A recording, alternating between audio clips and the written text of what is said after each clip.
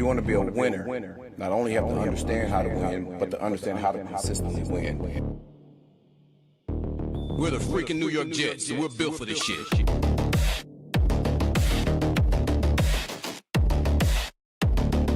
That's our brand of football.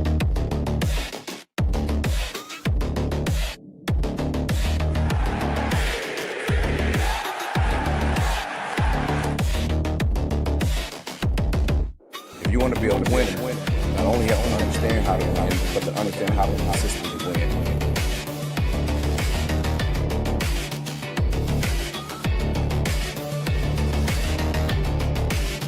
We're the freaking New York Jets, so we're built for this shit. That's our brand of football.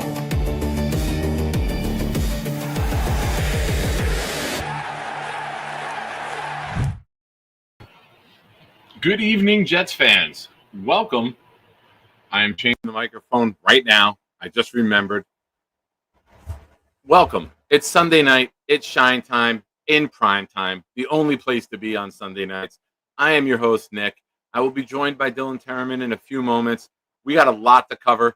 We're going to do a review of our training camp preview and some of the storylines that we wanted to keep an eye on. We also are going to give you our predictions for some individual statistics, as well as the team this year and what we think they're going to do. We will take questions from you guys. Oh, and guess what? We have the Darrelle Revis authentic, full-sized helmet raffle with the Revis Island inscription tonight. After tonight, you will not have to hear me say full-sized, authentic ever again about this helmet. Haha, tricked you. All right, folks. I'm ready. Dylan's ready. You're ready. Let's get this party started with the one and the only Blitz BK. It's got me.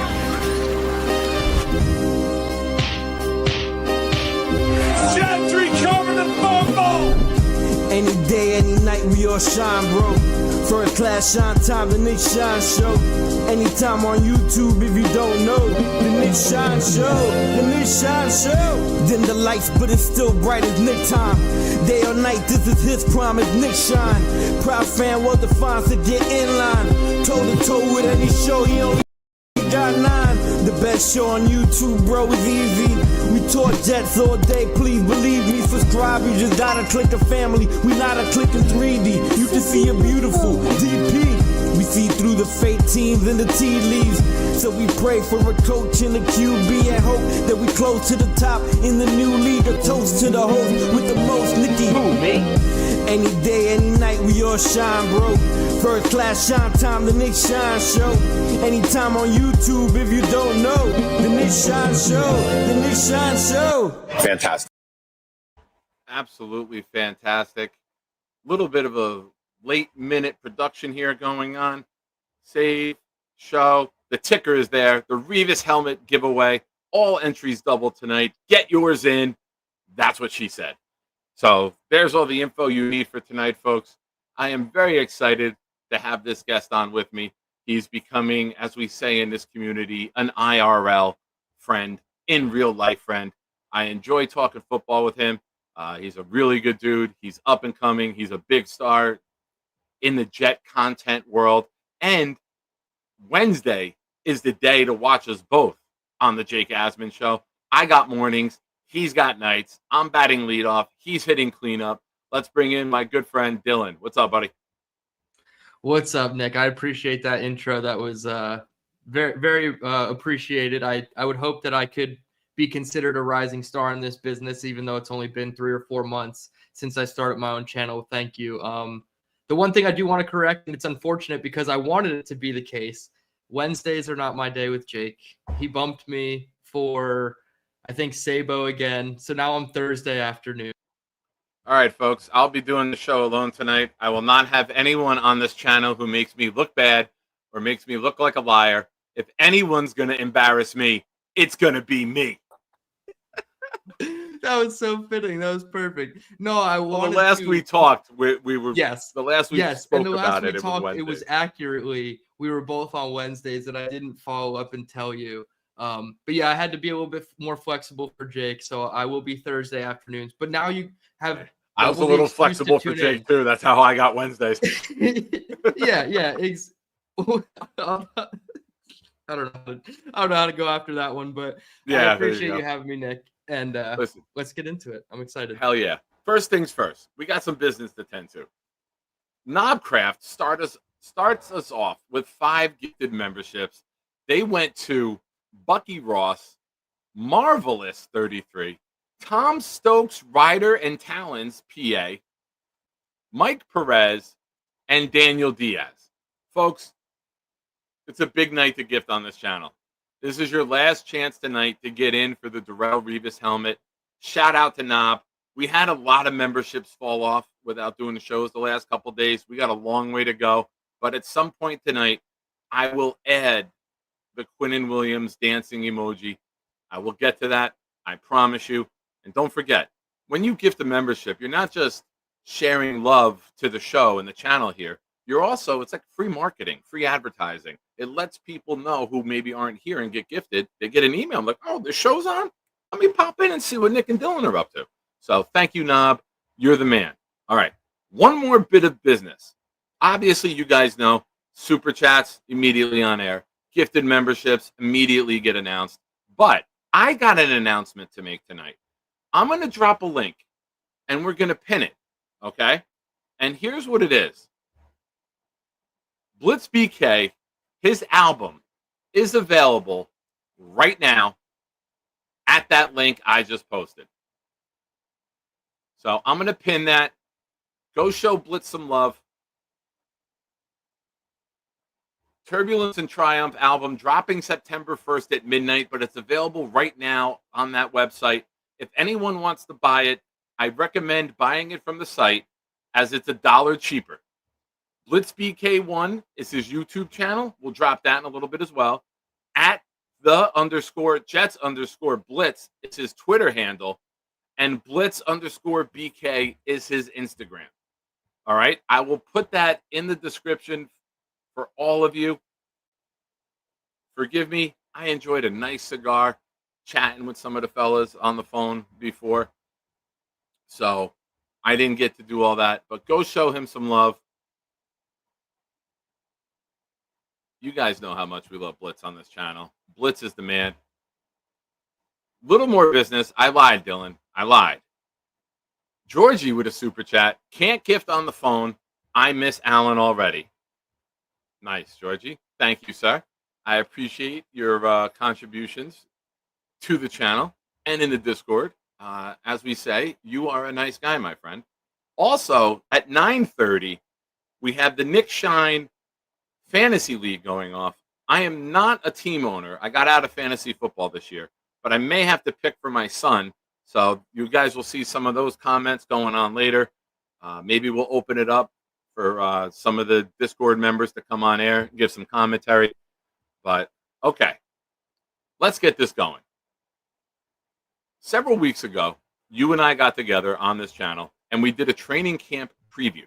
We both presented some storylines that we thought were worth keeping an eye on. You're the guest, Dylan. You get to go first. Let's review your storylines, what you thought, and how they actually played out throughout training camp. Yeah, the first one I had written down that I sent you in the preview episode was I wanted to see the rookie defensive backs. I wanted to see Azareye'h Thomas, the 3rd rounder from Florida State, shout out Ricky New York and the Seminoles big dub, and Malachi Moore, the defensive back from Alabama, who was on the receiving end of Ricky New York's Seminole absolute thrashing yesterday. So I was really intrigued to see just how quickly AZ Thomas could rise up the depth charts. I figured he was one injury away from, Sauce or Stevens from being the guy starting on the boundary. Obviously, the separated shoulder, not the separated shoulder, but the shoulder injury he sustained in training camp practices clearly kept him out all of training camp and preseason. We didn't see him whatsoever suit up. I thought there would be a chance when he came back to practice before the Eagles game in week 3 of the preseason that we would have gotten a chance to see him. However, they did not deploy him. So maybe that goes to show just how good they feel about AZ Thomas, that they didn't even want to play him with the 3s and 4s, right, where they sat most of their 2s and all of their 1s. So perhaps AZ Thomas is really their cornerback 3 on the boundary, and maybe it's a little bit less of a competition with Quantez than we thought, which to the chagrin of Nate, he's a big Quantez guy, but I still think AZ Thomas is the cornerback 3 until at least we see AZ Thomas not be able to do it in game speed, real game situations. And then Malachi Moore, he had a rough go the first game against the Packers. He had a couple missed tackles where he was just going in with his shoulder, not wrapping up. But the Giants game, he had a really good game outside of one pursuit angle at the right sideline. And then the game against the Eagles, he continued having a really good dominating game. He had a pass defense, an interception, a tackle for loss. Like, he did really pretty much everything, a special teams tackle too in the preseason. So I was really impressed with Malachi Moore. And I do think that he's closer to starting opposite Andre Sisco than, maybe we thought a couple months ago. I think Tony Adams does have a role in this defense. I think the coaching staff likes him. He was creating havoc in training camp against our ones. He had a strip sack in one of the final practices against Justin Fields. And people are like, well, how can you have a strip sack on the quarterback? You can't hit him. Well, that's just how it works, right? You don't hit him, but you still get the ball out. So Tony Adams is doing okay things. And I think from, the communicative perspective, Tony Adams is liked by the coaching staff. He seems to get everybody lined up on the back end. So Malachi Moore, while maybe he's not the starter right away, I do think these guys are close to starters. And within their rookie contracts, they're certainly going to be, key pieces of this defense, whether it's, Stevens moving on in 2 years after the contract's up and AZ slotting in, or Malachi Moore taking over for Tony Adams as quickly as this year. So I was really impressed by at least Malachi Moore. And obviously I'm still, waiting to see with AZ Thomas, but I think these guys are pretty much one injury away from having to play meaningful reps. And not seeing AZ Thomas in the preseason kind of worries me there, but I'm really impressed with Malachi Moore, and I think he's going to be a special player in this defense. Yeah, you liked him a lot early, and kudos to you. I don't want to say you hyped him up, but you believed that there was substance there and that he would get utilized, he would have a role, and that role would evolve as the season goes on. And we kind of saw the beginning of that in preseason, and I think a lot of us expect to see him get some snaps, but as the season goes on, start to get more meaningful snaps. We know Wilkes is going to play an aggressive scheme. We know that they're going to use their safeties up in the box, backing out last second coverage. They're going to disguise their coverages. And I think Malachi Moore is a guy that they really look at and says, this guy can do what we want out of our safeties. He can come up, he can go back, he can lay the wood, he can blitz. He had a nice blitz and a run stop in one of the preseason games. He kind of got better. And that's what you want to see from your young guys as training camp and preseason go along. And you hope that he keeps that trajectory going upward. Now, he is a rookie, so we understand that there might be some growing pains, there might be some errors, there might be some out of place, but this is a guy that I think they are looking at who could be a big player on this defense. So good call by you with both of those guys. I will go first with mine. My biggest storyline was the Jermaine Johnson timeline. And I kind of said he would be back middle of August. They were going to baby him, get him ramped up for the regular season. I thought there was a chance at the time when we did the show he could be pupped or short-term IR, but he's on the roster. He's ready to go. He will be out there Sunday night or Sunday afternoon. Forgive me, night games. Who has night games? We're the Jets. But Jermaine coming back and being who and what Jermaine is a huge part of what we need with this defense. I think the Jets have made additions on the defensive line, but in the middle, I think DN3 scares the shit out of every Jets fan. There's not a lot of things that we agree with, but we collectively, unless you're Josh Reynolds' family or Michael Clemens' family or Knobcraft, you are shit scared about defensive end 3 and wide receiver 2. There's no doubt about it, right? We are in unison. Jets fans are never, ever in unison. But these are areas where Garrett Wilson, Jermaine Johnson might be two of your most valuable players because nobody else can do what they do. So Jermaine, he's back. He's ready to go and hopefully has an explosive season for us. Hopefully, he doesn't miss a step, and he brings that energy, that fire, that passion that makes him Jermaine and makes him a stud and makes him a rising star, not only on the Jets but potentially the league this year. So, looking forward to him and what he does. I'm going to go next because go ahead. I was just going to say, it seemed like he kind of blew everybody's expectations out of the water in terms of his return from injury, right? He was like many weeks off the pup quicker than I thought he was going to be. And I remember when we talked about it, I said, maybe 8 to 10, 12 snaps at the most against Pittsburgh. And I kind of laughed at you, and I'll be honest, I think you're honestly closer when you said 16 to 18 snaps and pushing closer to 20 snaps for Jermaine. And I like laughed at the time. I'm like, there's no way he's back and he's playing 35% of the snaps for your defense in week 1. But I think you're onto something there, Nick. I really do think that there's going to be a healthy dose, and I emphasize healthy dose of Jermaine Johnson in week 1. And I just think they're going to be smart about it, right? They kept saying they want to roll the Ferrari off the truck slow, or that's his terms for it. So I'm excited for JJ, and I do think that if he is playing 16 to 20 snaps in week 1 and it is growing from there, that's a huge sign for this defense that they have more of that need kind of locked away, where edge 3 isn't as important. But I'm with you, man. I still think you need a veteran presence, whether it's Smith or Clowney. There's a couple other guys out there that I'm not in love with. Like, I'd rather just go get Smith or Clowney if you're going to go get one of those guys at the edge position. Like, don't get a guy who we still think isn't better than Michael Clemens. And I'm sure any name we add, fans will just immediately assume he's better than Michael Clemens, but that's not always the case. Like, I know except Samson Ebukam or Azeez Ojulari, like those guys were playing with the 3s in the preseason, sometimes the 4s. So that doesn't mean they're going to be better than Michael Clemens. So just go get a guy at the top of the free agent depth or roster in terms of, Zadarius Smith, Jadeveon Clowney to make me feel better. But it is looking like Jermaine, took all the prognostications and just said, to hell with it. I'm going to be back way sooner. Nice. I'm going to go with my second one. We're going to do fantasy football snake draft style here. Staying on the defensive line, I had my second story as the D-line rotation and leaving the Salah scheme and going into a Wilkes scheme. It's kind of inconclusive with training camp. We made the additions at defensive tackle, which tell you they weren't too happy with the interior. We signed Noddy. He got traded away. We add Briggs. We add Phillips the next day. The New York Jets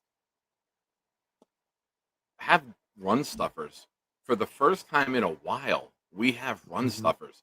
And they're going to be utilized. There's going to be packages where they're out there together. We're going to see some different things on the front. But the D-line rotation is really inconclusive. And, we won't have that answer now. But 6 days from now, 6.5 days from now, we're going to get that answer. We're going to see how much is Quinnen out there. Is there a full rotation? Are we going 9 or 10 deep? Are they going 7 deep? Are they only going 8 or 9 when teams put a drive together against us? But I want to see Quinnen out there at his best. If it's a first down, I'm okay throwing Phillips and Briggs out there, to be honest with you, and having that stout front where nobody can get up the middle on us.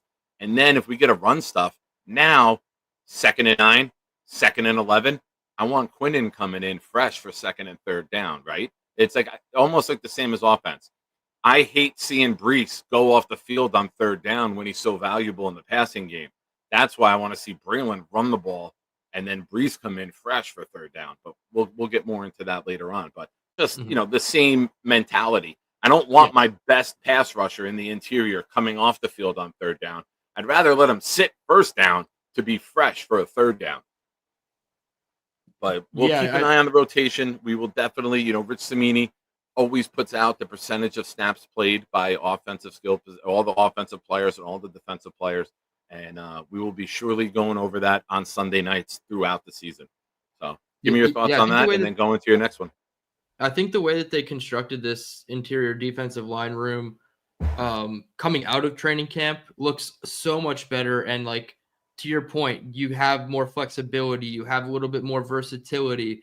I look at like, if your base first down is Jay Tufele and Harrison Phillips, that's not the end of the world, right? And then you can bring in Quinnen for 2nd, 3rd down. depending on how the situation goes, or Quinnen could just be reserved for third down. I still wouldn't even mind it if Quinnen is in on first, second, and third down with Harrison Phillips rotating in for Jay Tufele in rush situations. Juwan Briggs, obviously, there could be a situation where Phillips and Briggs are your two run stuffers. Say you're playing a run-heavy team. Like, even if Pittsburgh comes out in, like, 13 personnel and they look like they want to run the ball, like, maybe you put Juwan Briggs in there instead of Quinnen Williams. I personally think Quinnen is okay to play all three downs, but you said it there. You kind of get tired. You lose a little bit more of your juice for the pass rushing reps. So you kind of built out this room with the five guys here where Briggs and Phillips are run defense, leaning. And then Tufele and Leonard Taylor III are pass rush leaning.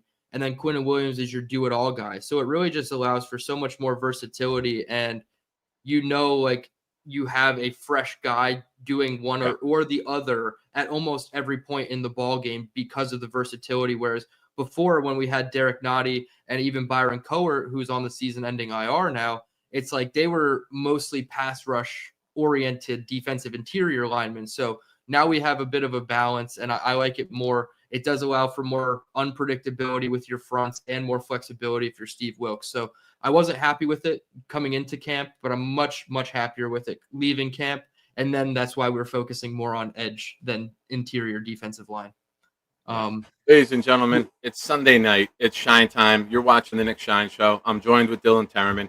If you haven't already, go subscribe to his channel also. You don't want to miss all the info and the data that he's putting out there. I enjoy it. I love watching his show. I love his videos. I talk to him all the time about what he's going to do, and then I talk to him about it after it comes out as well. So it's very informative. And if you want to get more of an insight and an analytical breakdown on what and why the Jets are doing things that they do, this is the guy to watch. Highly recommend it. That. I appreciate that. Man. Today's episode was honestly perfectly right up that alley, but you can go first and then I'll promote the episode. Yes. Hit the like button. Very important. Don't upset Stack. Stack keeps track of how many people are watching and how many likes we have. And we don't want Stack upset. I hear Stack watch games in the Discord. He gets very upset. We don't want him upset. We want happy Stack. Also, if it's your first time here, welcome. Hit the subscribe button. We're trying to get to 1,700 before Sunday. The last I looked, we're 12 away. So maybe we can get there tonight with your help. That would be tremendous. Also, I noticed something, Dylan. I noticed that somebody in our community who is infamous for emojis, Chris Byers, does not have a membership. So he can't use the emojis. This breaks my heart because Chris loves them. So being that it's the Nick Shine Show, I'm going to make a spur-of-the-moment executive decision, if that's okay with you. Mm-hmm. It's Sunday night. Raffle entries are doubled. Here's what we're going to do. Anyone who gifts memberships, your memberships are now tripled until Chris gets a membership. The person who gifts it to Chris quadrupled. Ooh, gotta have Chris with emojis. What kind of show would I be if I didn't have Chris with emojis? We got to get Chris a membership, ladies and gentlemen. I thank you in advance for all of you who are going to help this cause. Black Gypsy starts us off. His gifted membership went to Suan P. Seawamp. I don't know. There's so many ways you could say that. I have no idea. I think I covered all of them. And with my luck, I probably messed it up. I chose probably the one scenario that it's not. I couldn't see who it was gifted to, so Rick, I can't help with the pronunciation. Sewanp. Yeah, you probably got it with one of the 4 tries you had. I hope. Rick Kent says more complicated math. It's not. It's tripled, and then whoever gifts it to Chris, it's quadrupled. Bang bang. It's only hard for everybody who's not Nick Shine because he's the mastermind who creates the system. So. Yeah, I spit this shit off the top of my head, Rick. You know that I live in the moment. The fact that you can keep track of all that is very impressive, by the way. Well, this is why I'm going to throw it to you now because I have some typing to do because we have some Yes. memberships coming in. We have Black Gypsy with another one. Thank you, Black Gypsy, who went to Yeti. Yeti's at name is Retire 80 already, but that's Yeti, a big part of our community. Thank you, Black Gypsy. Lee Van said, you know what? The math doesn't scare me, damn it. Here's a membership. His membership went to Anthony Logirato. I don't know how to say it. Anthony Lowe, ladies and gentlemen. I don't want to mispronounce Listening to someone's Jake name. try to pronounce his name for the longest time is hilarious. I think know, it's changed and at I least thought I 3 had it, times. and then I heard Jake say it, and then it fucked me all up. And I'm like, all right, so it's Anthony L from now on until he tells me exactly how to say it. I'm pretty sure he goes to like the meetups and stuff. So like he's been met in person before. So like there's a chance that he's said the pronunciation of his last name and it's just floating out there and nobody knows how to say it. Correct. Well, I will tell you where we will meet him. We will meet him at the tailgate. He's already sent me the money. He's in for that day, ladies and gentlemen. So if you're coming to the Asmaniac Shiner game, the Carolina Panthers, this is all the info you need to be in on the tailgate. If you got your ticket, or even if you have a ticket elsewhere and you want to be with us in the parking lot, here's everything you need. What I need is to meet this guy in person. He's next on the list. Him and Stack. Boomtown and Stack are the two guys that I have to meet in person. I spent a lot of time talking to them on air, off air, and I got to meet them. But Boomtown, thank you, good sir. Your membership went to Thomas Chwalk, which is OG Jets fan, 85. Thank you, Boom. I appreciate you, good sir. So now we're going to throw it to you. What was your next storyline? Well, before we get to the storyline, I do want to say I'm excited. I don't know who's going to week 1 against the Steelers or week 3 down in Tampa for the meetup, but I am excited to meet a lot of these people that I have never met before in person. And you did mention my channel, so I do want to promote my stream from earlier today. I broke down ever since Patrick Mahomes threw 50 touchdowns in 2018, the league has trended more towards a run-centric offense leading to the playoffs. So I went through the past 8 seasons since that 50 touchdown season from Mahomes and gave you a line chart of 4,000-yard passers versus 1,000-yard rushers and how the trend, other than the 2 COVID years, has really leaned heavily towards 1,000-yard rushers becoming more frequent. And then I also compared the playoff teams from last season, their ranking in terms of pass yardage and rush yardage in the league, and showed that even if you are at top of the league passing wise, like the Bengals, they were first, they missed the playoffs. Whereas if you were top 10 in rushing, 7 of the top 10 teams in terms of rushing made the playoffs. So it's all about run game and defense, in my opinion. I think the powers that be at One Jets Drive understand that too. So that's kind of the correlation I was trying to make today, is that it's not necessarily a pass happy league, despite what they might tell you in the media. These linebackers are getting a lot smaller. They're going back to 2 high shells with the safeties on defense, and that's more conducive to running the ball. When you have 240 pounds of Braylon Allen in your backfield, it's going to be a lot easier to run on those lighter boxes and smaller linebackers. So definitely want to promote that channel, or that episode today on the channel at Dylan Tereman on YouTube. And I want to give another shout out, G-Man the Prophet. He dropped a 50 bomb of a super chat. So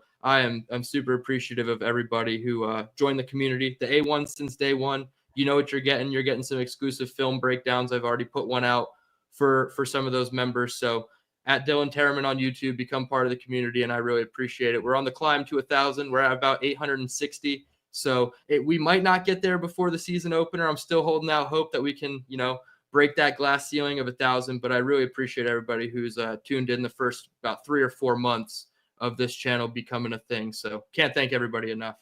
Nice. Well, Rick Kent says he'll be at the tailgate, but he's also on the Mount Rushmore of Shiners. Rick Kent gifted 5 memberships that went to King Lowski, Hennessy Heisman, Fernando Velez, Thomas Gannett, and Green Gang. So, Rick Kent, thank you, my friend. I appreciate you. And, Rick, I need you to text me how many membership or raffle entries you get, because I'm confused by what I promised. Is that tripled? It's tripled, right? It's 15. It's raffle tripled entries? because we are tripled, folks, with raffle entries right now until Chris Byers gets his. And whoever gives Chris will get quadrupled. I see there's more going on in the chat right now. Yeah, Let's check I this can do. out. I was gonna say I'll wait on my storyline because there's a lot of gifted memberships coming in right now. There is. And I love this community. Folks, don't Oh, forget, yeah. tonight we give away the Darrelle Revis full-size authentic helmet. Dino says, hey, can I get in? Of course. And thank you to you, good sir. Your memberships went to Jiu-Jitsu Recovery, Matty P 99, Nick Shine 8307. That's my other account. So that's my personal account, which means, Dino, I will gift one as well to make up for yours going to my other account. Oh, YouTube just refreshed. Get back here, you son of a bitch. Brian Glick and Brett. Yeah, thank you, Dino. Then the lovely Leanie, who is in the Nick Shine Show Fantasy Football League tonight. She took a spot last night. She gifted one that went to Harry. Thank you, Leanie. Thank you, everybody. Now, Dylan, I hope you can be not yet. Eli says, I'm in. Eli's 5 went to Freddie McKnight, Frank Powell, MH Jets fan, Nate Bonenfant, and Rasta Dread. Chris, they are trying, Chris. They are coming together as a community to try to get you a membership, Chris.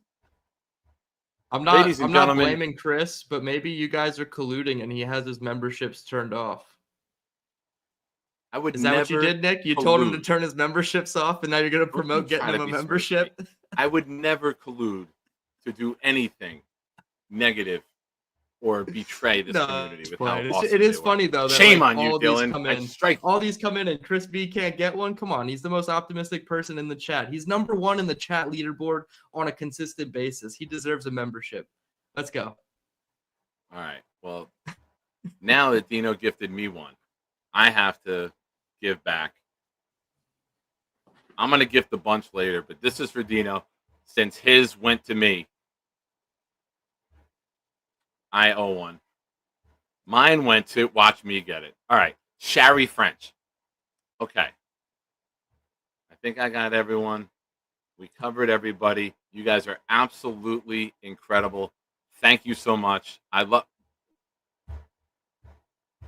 love all of you. Ladies and gentlemen, one of our resident Detroit Lions fans, David D, said, hey, my turn. I want in. His went to Tony Alexio, Cantu, B-Star, Gary Fuller, Adams 778. Did I miss one? I think I missed one. Tony Alexio, Cantu, B-Star, Gary Fuller, and Adams. There's 5. All right. Lee Van then says, hey, you know what? My turn, please. All right. Ladies and gentlemen, you guys are absolutely incredible. Lee Van's membership went to, I'm looking for it. Did it not show up? Nope. New York Jets superfan, 6994. Thank you, Lee Van. All right, Dylan, I need you to talk for 20 minutes on this topic because I have a lot of typing to do. So, and Metro Funny just said, Nick, check your Venmo. Uh-oh. They're coming in All right. from all angles now tonight. Let's go. He sent me money to gift 5. So I'm going to gift these 5 on his behalf. So this is his entry coming out right now. Let's see. These are Metros, ladies and gentlemen. I swear to you guys, Dylan and I have so much to talk about. We really, truly do. We have so much to discuss. Oh, what are we doing here? Nick sent me a text message at like 20 of 8. And he's like, hey, I'm sorry. I forgot to text you all the things I wanted to talk about. And he sent me a huge list of things that we were going to talk about. So I'm glad that you guys are are flooding the chat with memberships. This is awesome. It's truly just so funny. It's going to be Every a time we 6-hour try to get- show. We have a lot Yeah. to discuss. I swear to you, there's going to be a 6-hour show with everything that we have to cover. And I work tomorrow. It's Labor Day, but I have to work tomorrow. So there is so much time. All right, here we go. Refresh, purchase, bang. For my, this is Metro's memberships, even though it's my name, ladies and gentlemen. And they went to C-Jets, Josh, Papa Jet, JT, and Johnny Ace. We're trying, folks. This is the greatest effort we've ever put together as a community. And we can't seem to get Chris. For those of you tuning in, Chris Byers does not have a membership. He loves the emojis. Chris is a big part of this community. He's in all the chats. Memberships are tripled. And then if you gift Chris the membership, your entry is quadrupled. So, Dylan, I give you the reins to the show. Please tell everybody your third topic. Yes. So thank you again to everybody. I fucking love you guys. You guys are tremendous. I'm technically on my second topic. We haven't even gotten to the third one yet, but we are going Back-to-back snakes, topics. Perfect so I can do timing. second and third. Yes, exactly. So you have 10 minutes for each. You're on the clock, yeah, sir. perfect. Go. My second storyline entering training camp and preseason was the running back by committee. We heard, I feel like as far back as March, that Breece Hall was going to get traded and that they loved the backfield depth behind him and Braylon Allen, Isaiah Davis. Later came Donovan Edwards, and he became a fan favorite. So it seemed like running back by committee was always the approach in theory that they were doing. But I guess when you looked at the running backs by committee, when it came to like doing the thing and like actual preseason games and practices, it was still 60% Breece Hall, right? Especially when Justin Fields was out there. I think the second game, he played 19 snaps. Breece was out there for 12 of the 19. So Braylon did get 7 snaps of the 19, but it's not like a 50-50 split, right? And Breece was still lined up in the backfield for most of those. Now, I do think they're going to use Breece a little bit more out wide in the slot as like a quote-unquote wide receiver, and Braylon will be more of your traditional running back. But I still think that Breece is going to get 60 to 65% of the carries, and then you have Braylon Allen getting about 25%, and then Isaiah Davis, taking up that last 10% of the running back carries. So I still think it's Breece Hall's committee, not, it's his backfield for the time being, but I wouldn't be surprised, and we'll get into like the stats and everything, but I wouldn't be surprised if Braylon does start taking over, maybe a little bit more per game, but I still think it's not going to be as committee approach as we thought. And Breece Hall is going to get his, and I don't think he's going to get traded unless the Jets are 1-7 at the bye or the trade deadline. Even 2-6, they might entertain it. But if you're in a situation where you're 3-5 at the bye week, and that's pretty, it's not likely. Like the likelihood is that we probably have 2 wins at the bye. But if you get to 3-5, this team is going to consider themselves contenders or perceived contenders, and they're not going to sell at the trade deadline. They're definitely going to want to hold on to all their talent, hold on to all their assets, potentially even be buyers and add somebody at the deadline to help spark a run in the second half where the schedule opens up. So I'm not as sold that it's going to be a running back by committee, but I do think that there's going to be enough for everybody to get a little bit of the pie in that running back room. And obviously you have to consider Justin Fields is going to be a runner in his own right. So that does lead to more of a committee approach, but I would say pretty confidently that Breece Hall is going to be your leading rusher in terms of yards. He might not, lead the team in rushing touchdowns. He might not even lead the team in rush attempts. That could be Braylon Allen, but I do think in terms of just rushing yards, it should be Breece for now. So less running back by committee, more Breece Hall being closer to a bell cow than anything else. And then my second topic is I wanted to see what developmental coaches we found on our staff. And this one I didn't think was going to be answered right away. To be honest, it wasn't answered right away, at least in like such a defining way where we can hang our hat on certain position groups. But I do want to shout out, sticking with the running backs. All of the running backs looked damn good in training camp and preseason. Keenan Nwangu did really well. Obviously, Donovan Edwards did really well, so much to the point where he's on the Commanders 53-man roster, I believe. So I do want to shout out running backs coach Nick McKissick-Luke. He was somebody when he was added to the staff along with, Charles London, Steve Hyden, Jeff Blasco, all these first-timers that were pretty underwhelming hires at the time.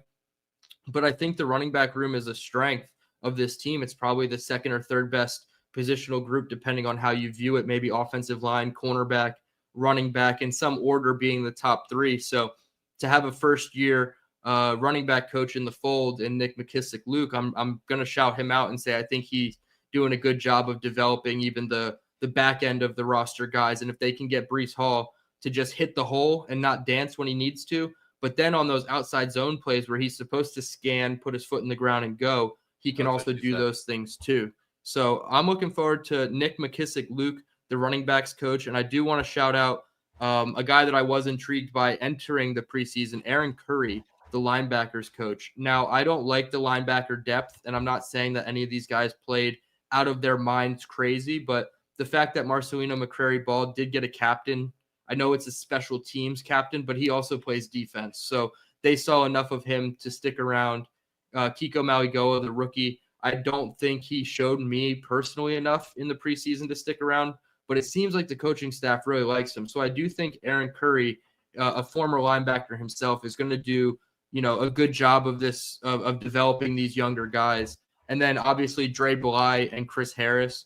Whenever I see, our defensive backs on the sidelines, Chris Harris is always right in their face, pumping them up, getting them hyped up. Even Sauce Gardner, when he had those 2 pass defenses against Green Bay in week 1, he came off the field and Charles Harris was right in his face, like hyping him up, getting him, amped up to go back out there for the second series. So I'm really excited to see what the linebackers coach Aaron Curry can do, and then Chris Harris and Dre Bly, the defensive backs coaches. So it's kind of the same path as the Saleh regime, right? We had Rautenberg at the linebackers coach. We had Tony Oden and Marquand Manuel at the DB coach spot. And now, flipping over to the offense, can the running back coach be somebody? Could Jeff Blasco, the tight ends coach, develop somebody? You gotta cut me off? Real quick. I got a couple things I missed and we got to get to. John, with his member 13 months as a Shiner. Thank you, John. I appreciate you. Truly enjoy watching you guys chop it up. Looking forward to future shows and collaborations. Thank you, John. Appreciate that comment, man, and supporting the channel in every way that you do. Lee Van, member of the channel for 13 months also. Happy anniversary to you and John. Nikki got the #1 pick rigged. Okay, first things first. When you hit randomize, it posts it immediately in the chat, so there are no shenanigans on Sleeper. Secondly, if you know anything about me and my son, Lee Van, we have a competitive spirit amongst us. And even though I am not in the league, I do still want to shit talk my kid. So I would never give any advantage to him because I am rooting for the other 11 of you to beat him every week so I can have fun teasing him as his father. Now, we got Anthony with a $20 super chat. Says, hey, Nick and Dylan, great show. Can't wait until next Sunday. Go Jets. Anthony, you were just gifted a membership earlier. Thank you for everything you do. We mentioned you because we have the tailgate information up. You're in already for the tailgate. Can't wait to meet you. You're the man. Also, Kevin Tats, who I hope kicks the snot out of my son when he plays them in the fantasy football league, says, I'm away from my laptop, so I can't gift memberships. All right, well, you know what? For you and Anthony, I'll give you a bonus on top of it since you can't gift. That's fine. I appreciate the super chats, man. You guys have been tremendous with this channel. This is by far the biggest month this channel's ever had in terms of views, likes, comments, watch time, memberships. This is I can't believe that you guys come here and support this channel the way you do. I am truly humbled by it, and I love all of you, including Nate. I'll even throw a little love Nate's way. A little bit. I will delete this part of the show 44 minutes and 57 seconds in. I will scratch that from the record, but I love all of you. Thank you so much for everything you guys do. Dylan, please continue.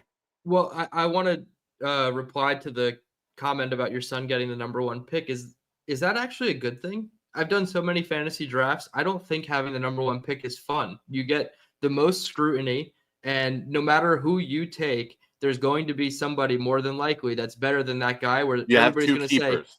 You have 2 keepers already, okay. and there's no Okay. restriction on the keepers. So like, I think does it just I forget stay his in the round that keepers. you drafted him in? Like, how does that work? There's no restriction with that. It's just open draft. Everyone keeps 2. That's why we So they're just randomize. at the bottom of your roster. Like, if I drafted a guy in the first round last year, like say I drafted Saquon Barkley and I kept him, I still have a first round pick, or Yeah. Saquon counts as okay. Yeah. Okay. So you can really stack your team then. You so can. that's maybe that's a little bit different. I don't know the setup of the league, but yeah, that's I would say in a redraft, a standard redraft league, having the number 1 pick is never ideal, because there's always the situation of, well, your guy could always get hurt, and then there's always going to be somebody who does better. But Yeah. back But to my point about what? Go ahead. I was gonna say, back to my point about the coaching. It's like, defensively, we kind of know who they are, but offensively, who's going to stand out? Is it going to be Charles London, the quarterback's coach? Is it going to be Steve Hyden, the former tight ends coach, moved to offensive line? Could it be Scott Turner, the pass game coordinator, who's not necessarily a positional coach, but he's probably going to be Tanner Engstrand's right-hand man, at least drawing up passing concepts. He comes from, obviously, North Turner, his father, and that scheme of offense. So I'm really intrigued to see who sticks out, but that's probably the one storyline that I didn't anticipate to be answered, but I was definitely intrigued to see what players at certain positions they got the most out of. And it felt like linebacker, running back, and secondary were the best. Okay. Real quick. Again, more action in the chat. Kevin says, I'm not done, awesome. Nick. I'm away from my laptop, so I can't gift memberships. We got that one. And then he says, because I love the Shiner community. Kevin got 2 hats that he chose from winning last week's raffle. Those showed up on Friday.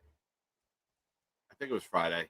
Yeah, Thursday or Friday. Kevin got his hats. So, Kevin, thank you so much, man, for all your contributions to the channel. And enjoy the hats. Hopefully they bring us good luck. Hopefully they bring us a lot of wins. And enjoy, my friend. Well deserved. Back to you, Dylan. The chat is truly amazing tonight. This is awesome. But yeah, no, that was pretty much the end of it. It's who's going to be the standout coach on offense, but running backs, secondary, linebackers, I'd say those were the ones. Even interior defensive line, if you wanted to shout out Eric Washington, he kind of got those guys playing to the best of their ability, outside of like Derek Nottie, who just got double teamed on reps and just kind of stood there until he was traded back to Kansas City. Yeah. Listen, we got something for him, right? How many times do we sign guys to bad contracts, multiple-year contracts, they don't fit, and then all of a sudden we're stuck with it? 100%. You know, Le'Veon Bell comes to mind, right? A guy who just didn't have anything, and we're stuck with a bad contract. So at least it was low risk, low reward, and basically you got back what you put out for the Phillips trade and the Briggs trade, right? So you get another late round back in 2027, I believe the comp was. Yeah, you end up giving like the equivalent of like maybe a high 6th round pick to get Harrison Phillips, Jawan Briggs, and lose Derek Nottie. So you upgrade the room and you don't really take much to do it. So I was pretty impressed by those trades. Absolutely. Hold on here. I'm in the wheel. Do you have another topic? That was actually the third topic. Okay. So it's your third topic, and then we're doing stat predictions. All right. My third topic was the utilization of Justin Fields. Now, we saw a very vanilla approach when he was on the field. We didn't see any RPOs. We didn't see any bootlegs. We didn't see him out of the pocket. We did see the quarterback scramble on a drop back and then him just beating a linebacker to the pylon. It's going to be a lot of that in the regular season. Something that I noted in my preview was, is he making quick, decisive reads, or is it mostly checkdowns? So far, it's been mostly checkdowns. We haven't seen even in practice and the open practices, there's been a lot of people saying he hasn't been pushing the ball downfield with consistency. He hasn't developed that timing yet with Garrett Wilson that we're all hoping happens. Maybe 6 days from now would be a really nice time to turn that switch on, right? So Justin Fields is a work in progress, and he might be the entire season. And he might be the beginning of next season before, in my opinion, he hands the reins over to a rookie. But where we are and what we're going to be, I think he fits the mold perfectly of choices who were available, right? So none of us are really overly excited about the wide receiver room. I think we're excited about Taylor. We're excited about Brees out of the backfield. And I think you should be excited about the scheme and the ability of these coaches to scheme guys open. Don't sleep on Arian Smith. I think his speed is going to be something that they really use to open him up. It's going to be, maybe a 12, 15-yard in, but that in ends up crossing all the way across the field, and Fields does a bootleg and rolls out and hits him downfield for big plays. So there's going to be a rhyme and a reason to why they drafted him, and I'm very excited to see that. I think he could be a surprise player. I'm not saying he's going to be a Pro Bowler. I'm not saying he's going to be 1,000 yards. I'm thinking that they utilize his speed to make impactful plays at significant times in the game. I think he can be a game changer with his speed and his ability to get into these routes. So with Justin Fields, again, it's something we don't have a definitive answer with how he looked in preseason because it was so vanilla when public was there. But I like that because now the Steelers don't know, right? They don't know exactly. They have an idea like we do, right? They're going to move the pocket. They're going to look to get him on the run. They're going to utilize his legs as his strength to free up his arm. And you don't really want him sitting in the pocket when you have a rookie right tackle, Membu, going against one of the top pass rushers of all time, TJ Watt. So mobility will be key. And hopefully that opens up everything else, because when we get the run game going, that opens up the play action. So I think the plan will be to protect Fields, run it heavy, and then do all of those things that he's great at. Get him out in space, get him out where he has that, that run pass option in the open field. So, those are the main things that I wanted to look at. And ladies and gentlemen, you are watching the Nick Shine Show. I'm joined with Dylan Tereman. Hit the like button if you haven't already. If you have not subscribed to the channel yet, please do so. We're having a lot of fun here.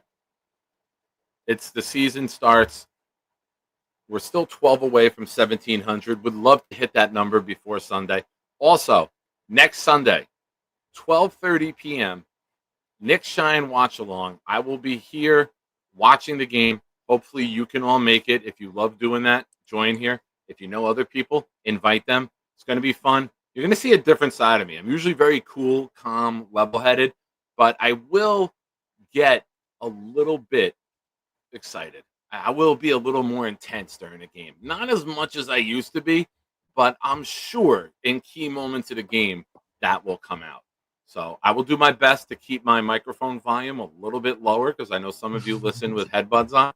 So I will be very courteous for those of you that are. But please, next Sunday, please join us. Yeah, to your point about Justin Fields, I mean, if we can get a glimpse or a combination of the Packers game where he was able to hit the checkdowns in the soft spot of the zone, and then couple that with the ability to run the ball like they did against the Giants. I think it was 12 plays. They had 10 designed runs, and then they even had the quarterback scramble. So really 11 out of your 12 plays were runs on that second drive against the Giants. So are you able to kind of mesh those two performances together and, have Justin Fields hit the soft spot in the zone while also consistently finding success in the run game? But I'll say it's the opposite from what you said. Instead of running the ball to open up the play action and the stuff that Justin, is accustomed to doing at a high level, let's try to do that immediately first, right? Like, run a play action on 1st and 10, that very first play, and try to hit Arian Smith down the middle of the field, or Mason Taylor across the middle of the field, like that flood pattern that they did the first play against the Giants, where Justin Fields scrambles out to the left. He's got the flat route with the tight end. He's got the Josh Reynolds type on the middle or intermediate level of the field, and then he has Garrett Wilson at the deep corner on that same side of the field. Like, get Justin Fields out of the pocket, change the arm angles and the launch points, and I think that's really where you're going to see him thrive. And I think the fact that they didn't show it in the preseason is all with a purpose, to not have Mike Tomlin, a very good defensive mind, key in on any of their tendencies or their tells, right? And if you go back and you watch the Giants game, and I did, again, a deep dive on my channel, breaking down at least 8 to 10 plays of the Giants game with Justin Fields, there were so many opportunities, and we watched that game live, Nick, where Fields could have kept the ball and ran it for at least 10, sometimes 50 yards against that Giants defense, where the secondary player to that side knew that he was going to be free, and he pinched down to, stop the run with the running back, where the quarterback could have kept it and booted out and got outside and ran for 50. So there are bones of creativity in this offense, even as vanilla as it looked in the preseason. There were so many opportunities where he could have had an RPO on the back end of it with a screen to Garrett, or, what have you. There was that play where they motioned out Braylon Allen from the right to the left in the backfield.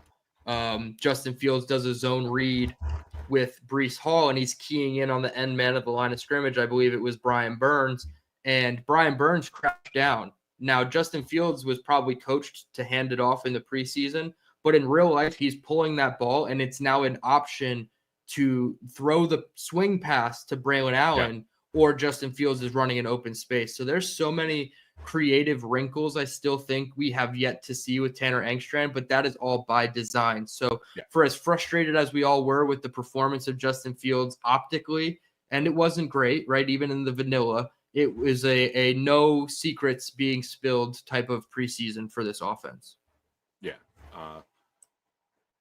Let me ask you a question. How many rushing attempts by Fields in week 1?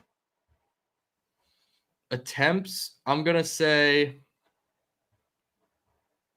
I'll go 8 or 9 attempts. I feel like they're going to have like 3 designed runs, 3 scrambles. So that gets you to 6.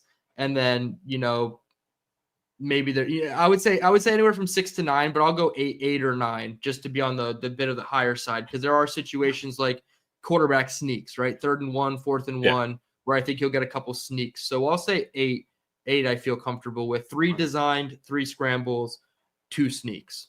All right. Nolan says 30. Mays says 12. Bill says 8. All right. I'm going to go with 15. And here's why. I think you'll see 5 scrambles off of pass. He's going to go with what he's comfortable with in the beginning. So I think you're going to see dropbacks, and maybe even a designed quarterback draw, where we push everyone outside. He drops back to Josh Allen play, right? Down when they get down to the 7 or 8. Design drop. Don't get beat up the middle. Seal that off and let him go one-on-one with the linebacker. I think you're going to see 5 RPOs, and then I think you're going to see 5 designed runs, whether it be short, keep it through the tackle, or flat-out bootlegs. I think you're going to see 15. I think he's going to be comfortable with the ball in his hands, and I really think that's going to be setting the tempo for everything else. Because when he's getting out of the pocket, linebackers got to worry about that, right? When you get Braylon Allen going up the middle and then you hit a bootleg with that, now the linebackers got to worry which way to go. You want this defense, which is notoriously aggressive up front, to hesitate.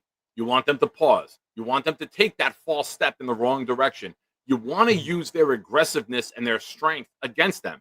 And that's how you do it. You design it where, all right, we're coming right up the middle. Boom, TJ Watt crashes. I'm taking it outside right past them. This guy is explosive with the ball in his hands. He might be our most explosive runner, which is crazy to say with Breece and Braylon there. But if you go look at Fields' highlights, he doesn't get caught in the open field. He runs away from guys in the secondary. We haven't seen that speed yet. But, folks, it's there. And if you can get him with the play design and the power of the offensive line, and then hit a little whoop-de-woo and go around the other way. We'll see that comment later from Boomtown, I'm sure, in What Did We Learn Today? But I'm going to go with 15 in week 1. I think there might be weeks that gets fair. less, but the comfort early on with his legs and not his passing ability, I think you're going to see a higher number. And I wouldn't be surprised if it's more than that, to be completely honest with you. It's going to be game plan specific week to week. And I don't know if you were able to catch Virginia Tech, South Carolina, but they opened up the scoring for the Gamecocks with a beautiful quarterback design run by Lenore Sellers from like the 15 or the 20-yard line. As soon as they got into the red zone, he just ran. He called his own number. He got behind a running back blocker and broke a tackle or two and fell into the end zone. So that's the type of stuff that I think Justin Fields is certainly going to do. So I wouldn't be mad at it if it's 15, because I think the higher the number is of Justin Fields' rush attempts in a game, it's probably meaning that the game is closer and we are able to continue running the ball. Whereas, like, if you ask me how many games over 27 pass attempts Justin Fields is going to have, I would tell you a number and I'd say we lose all of those games because Justin Fields is not built to pass 27 to 32 times a game. So I think if the rushing numbers are higher for Fields, it is just more conducive that we are keeping it close or winning the game. So You did. yeah, I did clock. did. I did. Yep. All right. We're going to do a little bit of a speed round here. All right. Yeah. Dylan and I put some statistic categories together and who we think will lead the team this year. And in the interest of maybe making up a little bit of time here, we do have the Nick Shine fantasy football draft going off at 9:30. I kind of got to keep an eye on that for my son. We do have the Darrelle Revis authentic full-size helmet getting raffled off in about 20 minutes. So, ladies and gentlemen, if you missed the beginning, anyone who gifts a membership, your raffle entry is tripled. If you gift and Chris B gets it, it's quadrupled. So we had a tremendous effort before, and unfortunately, it hasn't landed yet. But all of you who did, thank you. And you are on the wheel. It is official. Your triple entries are on there. Now, let's get this going. I'm going to start with some of the less interesting categories and build it up. All right, we'll start with this. Who leads this team in tackles, Dylan? So historically, the players that usually lead your team in tackles are your linebackers. And there are scenarios, Quincy Williams, all-pro season, where the Jets defense sustained 2 150-plus tacklers with Mosley and Williams. So this time I had a little bit less.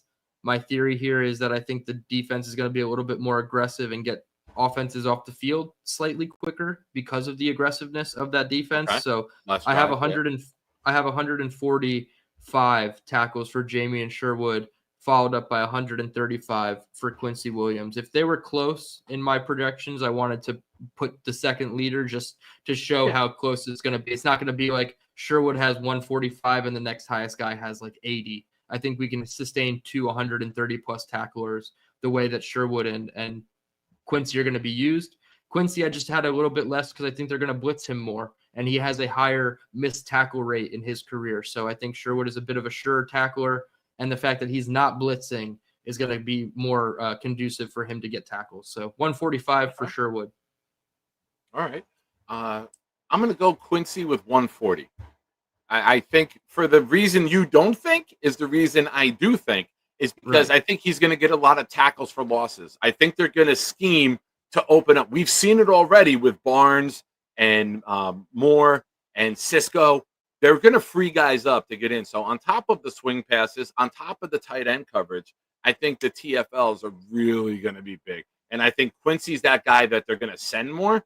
And if they guess right and they send him correctly, he's going to have the ability to make those big plays on top of everything he can do sideline to sideline. But I think they're going to be neck and neck.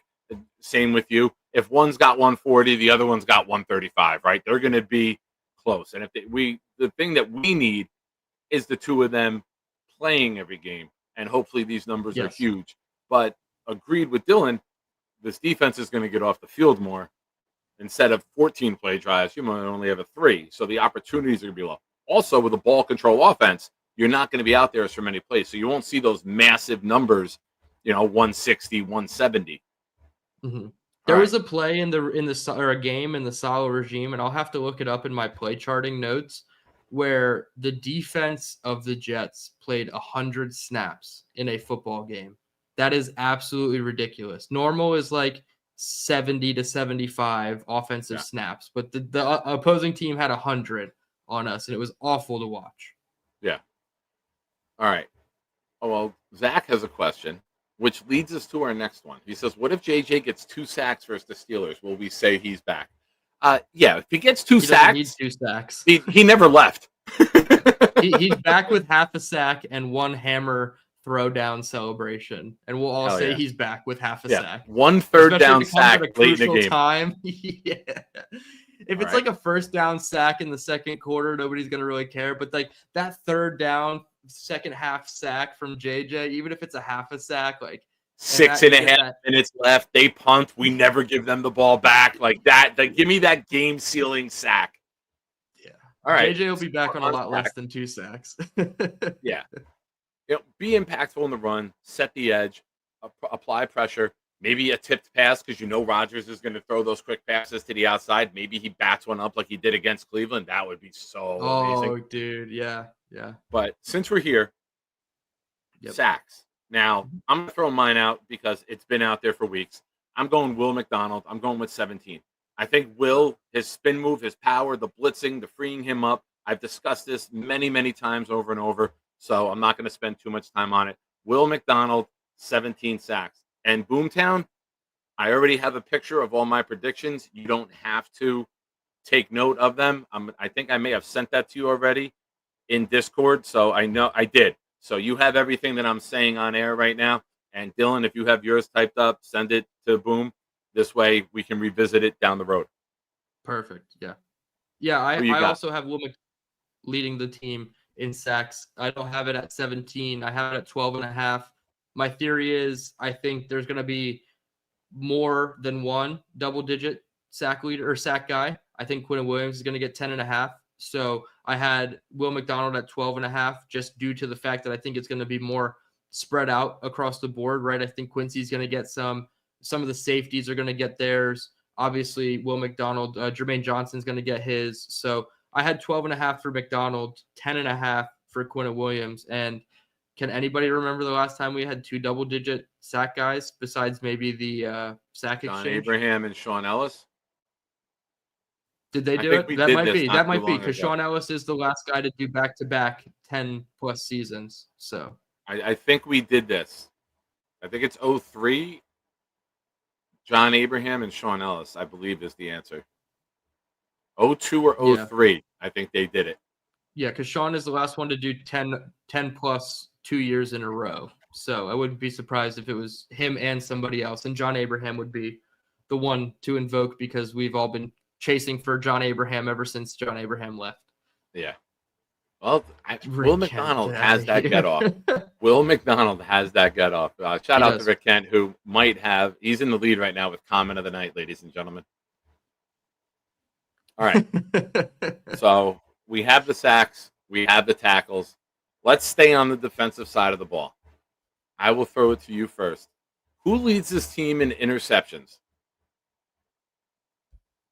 I have Andre Cisco with 5. Usually it feels like a safety leads the Jets teams in interceptions. I feel like it was Jordan Whitehead the last couple seasons. And there was another safety. I feel like it was Tony Adams was up there with, I think, 3 or 4 leading the team. So I have Cisco with 5. I think they're going to use him the most in that ball hawk type of role. And I feel like he's going to be closer to 2022, 2023 Andre Cisco than anything else. Plus, I think the cornerbacks aren't going to get tested as much. I feel like Brandon Stevens will have the opportunity to get some interceptions just like DJ Reed did, opposite sauce. But I don't see them coming to fruition as full interceptions for Stevens. So I would have to say it's Cisco with 5 right now. I am going to go with somebody that we've all been waiting on. I'm going to go with Sauce, and I'm going to go with 6. with Aaron Glenn and Dre Bly, who were both notorious ball hawks in their careers, I think they sit down, they break down the film, they find the flaw, and they get Sauce to that level. And I think they teach him how to get the ball instead of just knocking it down. He's very good with defending passes. But now taking this game to another level, I think, yeah, Rick is 100% right. He only has 3 in his career. And I think the coaching and teaching him the better techniques, and instead of making the play and defending the ball, now you teach him how to go get the goddamn ball. And I hope, as we all do, if you're getting paid like the top corner in the NFL, go play like the top corner in the NFL. Go get the goddamn ball. So, no, that's completely fair. I was a little hesitant to put Sauce, but I do think the scheme change is going to help him, because if you're shadowing number 1 wide receivers, those quarterbacks are still going to have to throw to that number 1 wide receiver, even if Sauce is on them. So in years past, it was, okay, Sauce, you go play this half of the field. DJ Reed plays this half of the field, and offenses can scheme open their better guys to throw away from Sauce. So I do think the targets at Sauce's direction are going to be higher than probably any of the first 3 seasons of his career. So that is going to allow for more opportunity for the ball skills. I guess I would be a little intrigued to see who your second guy would be, because I think it's Michael Carter. I think Michael Carter could have 4 or 5 interceptions on his own and be close to 1, if not number 2 in interceptions on this team. I love Michael Carter from, all perspectives: run defense, pass defense, man or zone. So I think he's like a sneaky second guy for me. Cisco was another guy. Cisco would have been my 2, Carter 3. Those are the 3 guys that I thought of. That's completely fair. But I think we're going to see a team that takes the ball away more often with the blitzing, with the pressure, with corners now being able to jump routes, playing tight man. You're going to be in a position more to make plays on the ball, and I think these guys will. I think you're going to see a high interception rate as the season goes on, and higher than we've been used to. It'll be a great addition to this defense. All right. Let's start here with who's going to lead this team and what will the receiving yardage be? What's your prediction? It's got to be Garrett. If we're talking receiving, it feels like it's his race to lose. Obviously, we're with the caveat that everybody's fully healthy for the whole season. I have Garrett career high at 1,225 yards. I think just being peppered with targets is going to be, obviously helpful for him to get to that number. 1,225, I think, is about 100 more than he had last year. Maybe it's a little less than 100 more than he had last year. But I would just think that throughout the entirety of the season, he's going to have consistent target numbers. Whereas last year, his targets went from, he had 23 in week 4 or week 5 against Minnesota. And then he had maybe, like 26 for the last month of the football season. So I do think it's going to be more of a consistent target share for Garrett Wilson. So I'd say 1,225 yards, but he's going to get Malik Neighbors had 170 targets last year, and it was obvious that they were just thrown to him every play. I could see 150 plus targets for Garrett Wilson this year for sure. All right. I could dig it. All right. I'm going to go with Garrett also. I'm going to go with a lower yardage number. I'm going to go with 1,054 yards. And I think only 88 receptions. Now, I think the percentage of yards and receptions will be greater. But with being a primarily run team, I think that his volume will lessen. And it'll get bigger as the season goes on, right? As we play some of the teams later in the year, I think you're going to find more of a comfort, and Angstram's going to figure out what Fields likes to do and where Garrett can get to. And early on, you play Pittsburgh, you play Buffalo, you play a couple tough teams. You're probably going to keep that ball on the ground, and you're going to see an evolution of Fields and an evolution of Garrett as the season goes on. So I'm going to go with 88 catches for 1,054. I'm going to go with touchdown reception leader. I'm going to go with the rookie. Fields loves his tight ends in the red zone. Cole Oh, I Kmet thought you in meant Arian 22. Smith. I'm sorry. I thought you were going Arian Smith. And we talked about this too. And you said rookie. I'm like, what the hell is Nick about to say? And then you said tight end. I'm like, okay, I'm sorry for cutting you off, but you had me thrown for a whole loop there. Give me 1 second. Nikki's All texting. good. He's at work. I can give my touchdowns if you need. Okay, you got it. You're good. Yeah, I'm going to go with Mason Taylor. Yeah. I think the red zone threat, Fields has historically thrown it to Kmet a lot when they get down by the red zone. I think they're going to scheme him open. They're going to like those mismatches. They're going to use the bracket coverage on Garrett against the defenses to get him open. Also, Rick Kent, real quick, he left the Dunkin' job after one day and got a job at an ice cream parlor. So he started at the ice cream parlor. Last Sunday was his first day at Dunkin'. Tuesday, he started at the ice cream parlor. So he had another job interview. He liked it better. Also, his girlfriend works there with him. As one of his buddies who he played football with is there. So he is much, much happier where he is. So That's nice to know that he's dating somebody he used to play football with. That's really nice. No, his girlfriend's there. I know what you're saying. I know what you're saying. I know what you're saying. No, damn you. Well, oh, that's funny. Shout out to your son with his. Is this his first job? I assume then. Chris, Colonia Dairy Maid. No, not Colonia Dairy Maid. That's a popular one in town. Rick, real quick. Shitty management, no structure, not training him. They just acted like he wasn't there the first day. Mm-hmm. He's like, I'm miserable. This is horrible. So on Monday, he took the ice cream interview. Tuesday, they brought him in, started. He's actually working there right now. He worked yesterday and today. All right. So I'm going to go Daniel in the chat real quick. Daniel in the chat. I'm familiar with Frankie from Flatbush. I did not watch this specific video, but no, it does not always correlate to more interceptions and better pass defense. But I think from what we saw in years past, not being, an aggressive defense, it did lead to okay pass defense for the most part. But we're just strictly talking about like aggressiveness leading to takeaways. I do think that does matter. You're going to give up big plays. So like from a rankings perspective, you might allow more yards, maybe more receiving touchdowns, but I don't know. I do think there's a little bit of a correlation between aggressiveness and getting off the field and taking the ball away. But I am interested to hear Frankie's thoughts. I think he's a great content creator in his own right, for sure. Absolutely. Good friend of the show. Mm-hmm. My 2 cents on it real quick. Yeah. When you're playing man, you're closer to the receiver. You're closer to getting the ball. When you're playing soft-ass zone, it's more about deception and jumping routes to get the interceptions.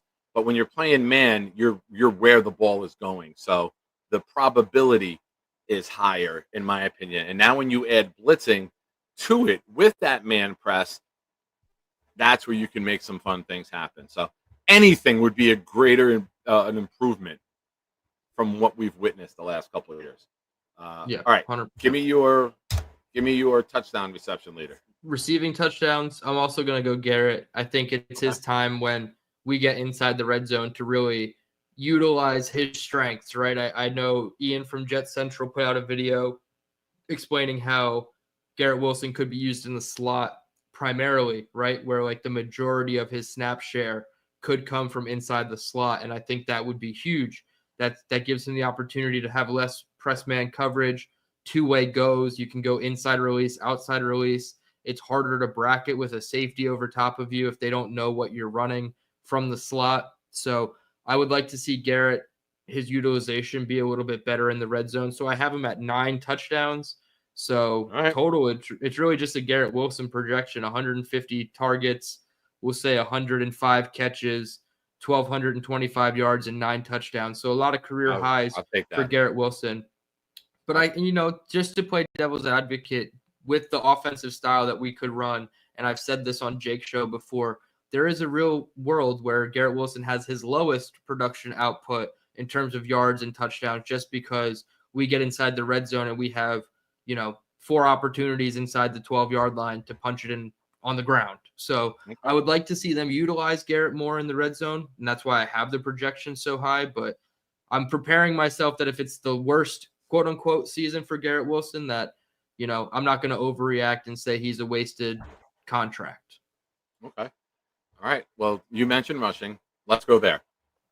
Okay. Give me, who do you think leads this team in rushing, and what will be the number? I think it's going to be Brees. I mentioned it a little bit earlier with my running back by committee storyline. I still think Brees is going to be the lead guy. Certainly to start the season, maybe, towards the tail end of the season, they want to spell him more with Braylon Allen just to be healthy if they are competing for that final wild card spot down in, the 7th seed in December. So I would say Brees. I don't think he eclipses 1,000, which kind of sucks because they made a clerical error and he didn't get 1,000 earlier in his career. I have him at 940 yards. Just help get to my total of 1,500 total yards from scrimmage for Brees. So that would give you like 660 receiving yards for Brees, which seems really fair to get to that 1,500 number, which is what I've kind of soft circled for Brees all offseason is 1,500 total. So I have him at 940 rushing yards. All right. I'm going to change an earlier prediction that I had where I said Brees and Fields each run for 1,000. I think Brees ends up third in rushing on this team. Braylon Allen is going to lead this team in rushing yardage with 1,125.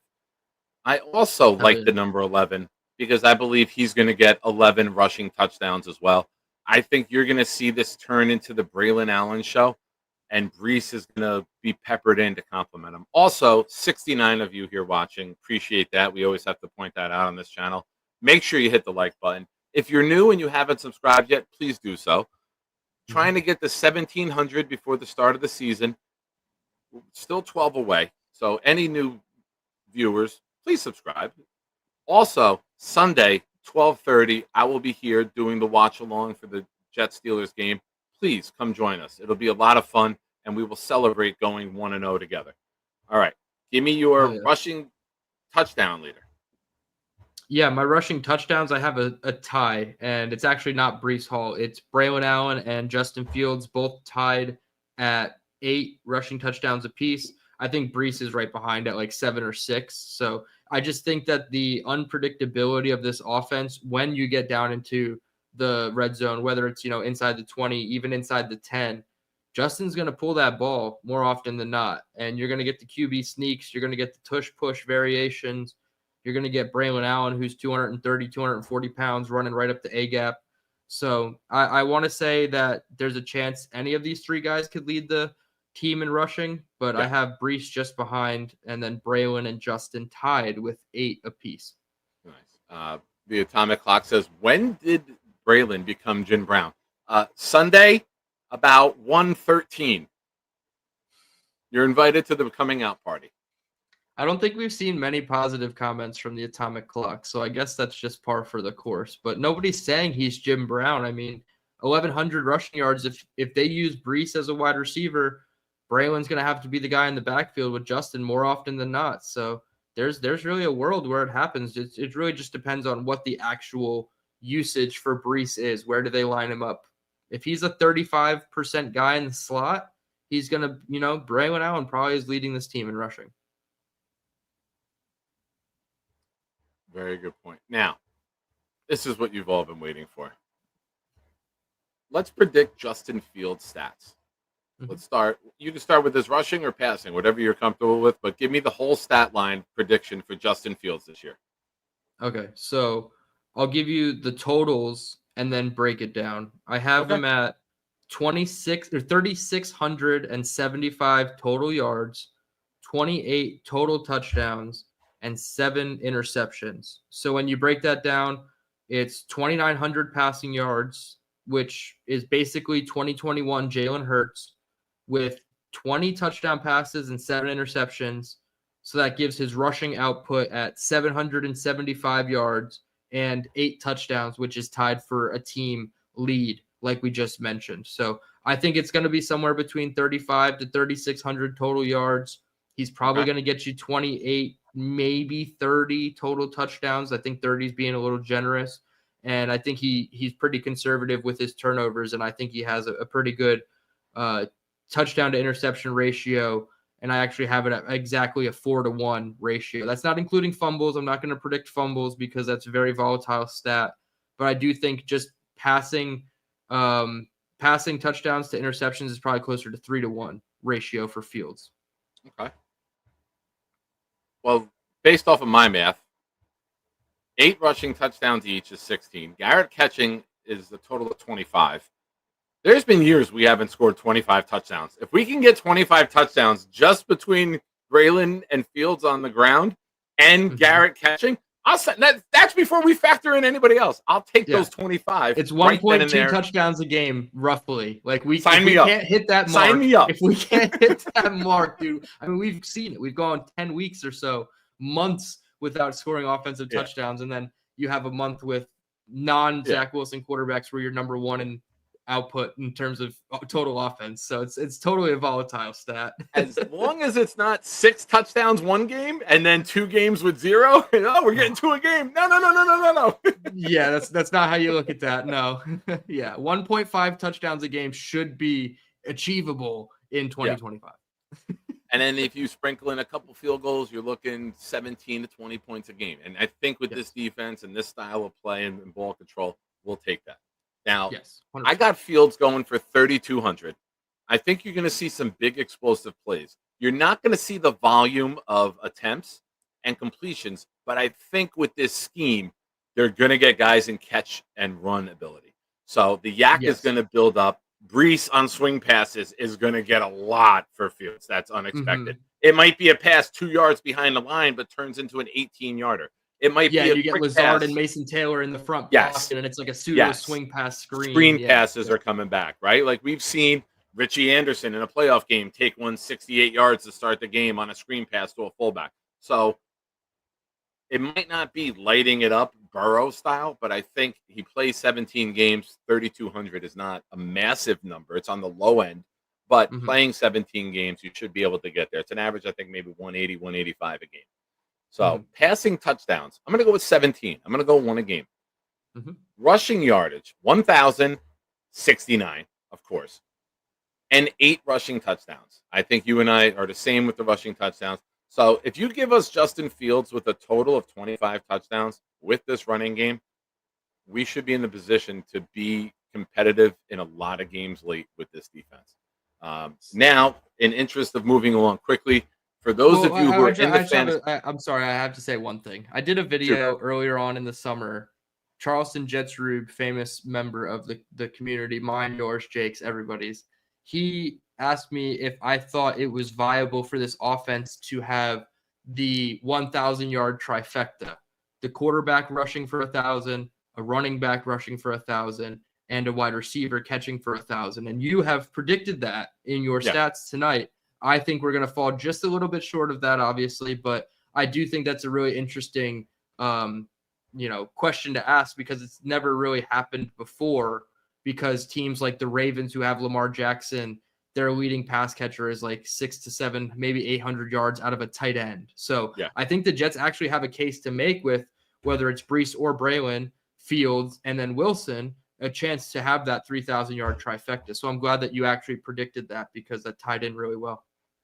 I didn't even plan that. The best things are always unplanned, Nick. That's it. I Shout out to everybody kids. with children. I have 2 kids, Dylan. I can tell you, you're 100% right. All right. For those of you in the fantasy league, I'm about to start it.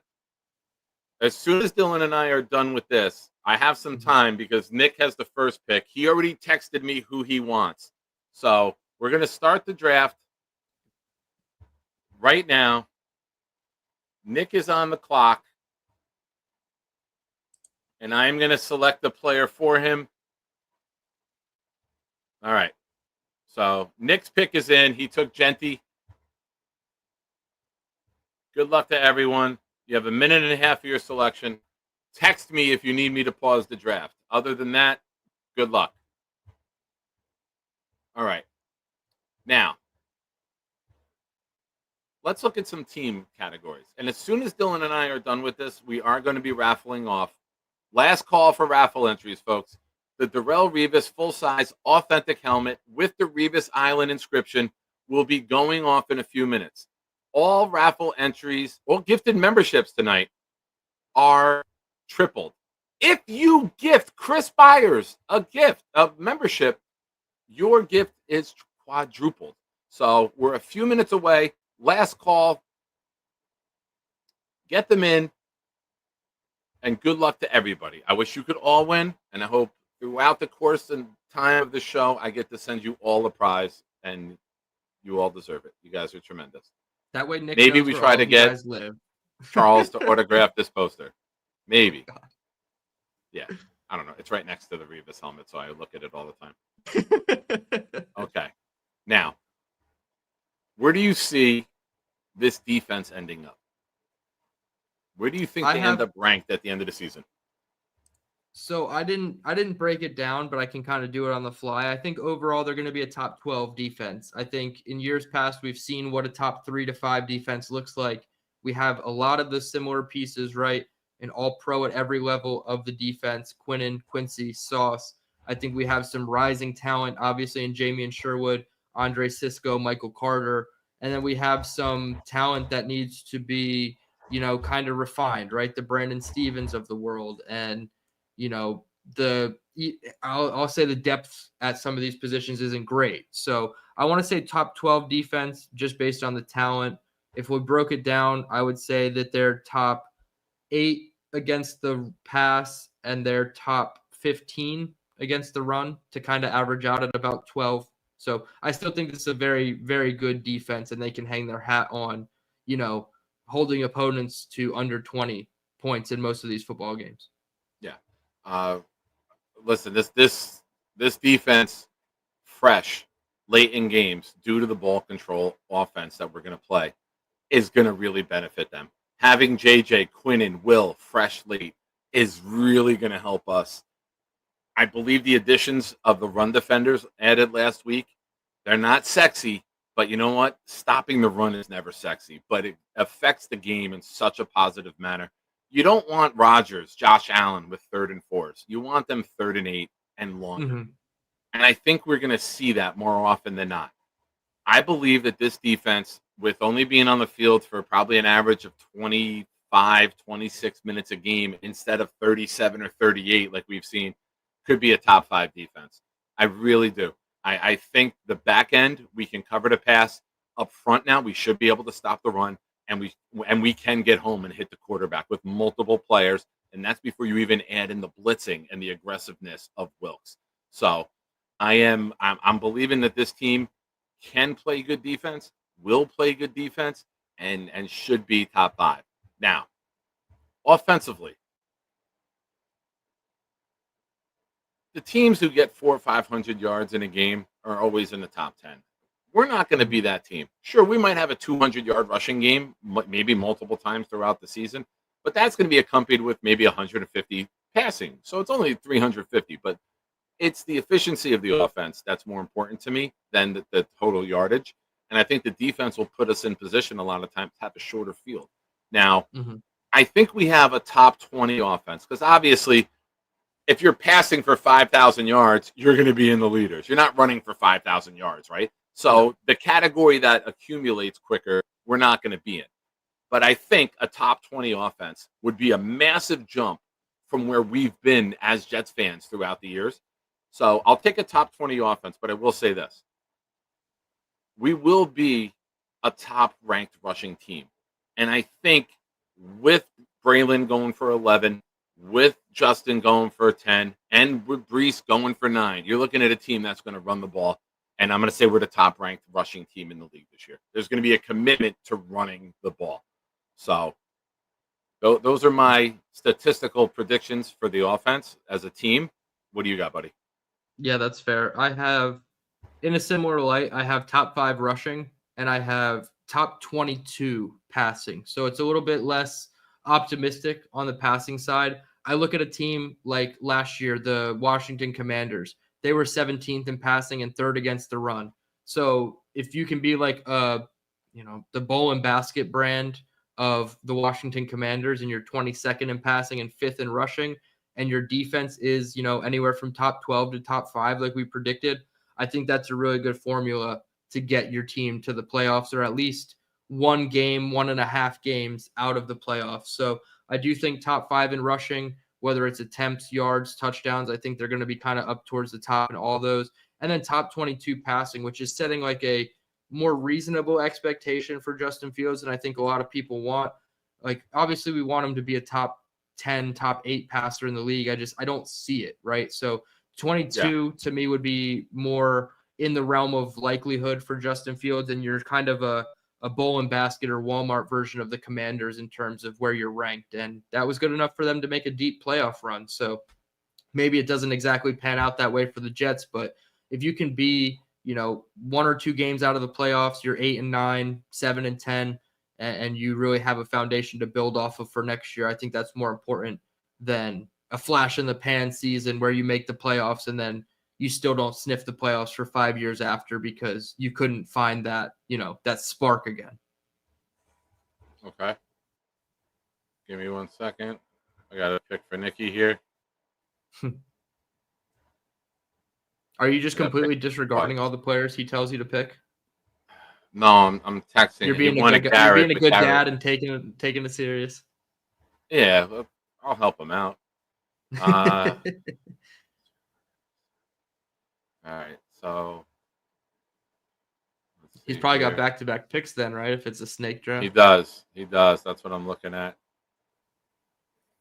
I'm gonna give him T. Higgins because it was between Garrett and T, but Garrett went to pick before the Knob. Damn you, Knob. Yes, Clancy, I believe he is working, and that is why he is not able to participate in the draft. The ice cream shop he works at closes at 9:30, but they clean up until 10. And he didn't have this job when we set this clock. He'll get in for the back half, I'm sure. Yeah, give me 1 second here. Let me just scan a couple things for him.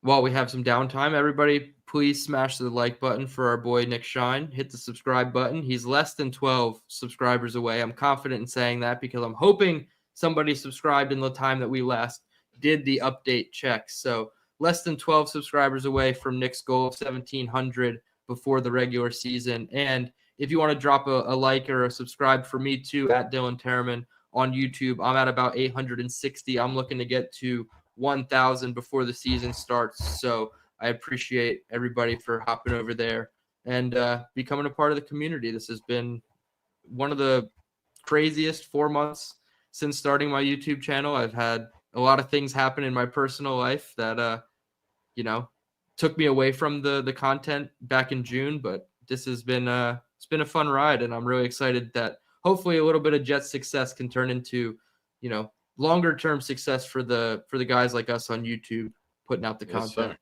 All right, couple things of note. The link that's pinned is Blitz BK's album dropping. It's available right now on his website. We will have more information in the Discord and other shows throughout the week. So hit that. A couple things to catch up on. Jake, member of the channel for 9 months, says Fields is 2 reads and runs, so I don't think he's not putting up a ton of passing numbers. We honestly need the trifecta. Wilson has done 1,000 with trash. This is very true. Jake, thank you for your support and being a member of the channel. Our buddy Stack gifted a membership that went to Smoke Champ. Stack, you're on the wheel for 3 more entries, my friend. Thank you. Jake with the $2 super chat says, pick up the 400-pound guy Tampa cut for being too big.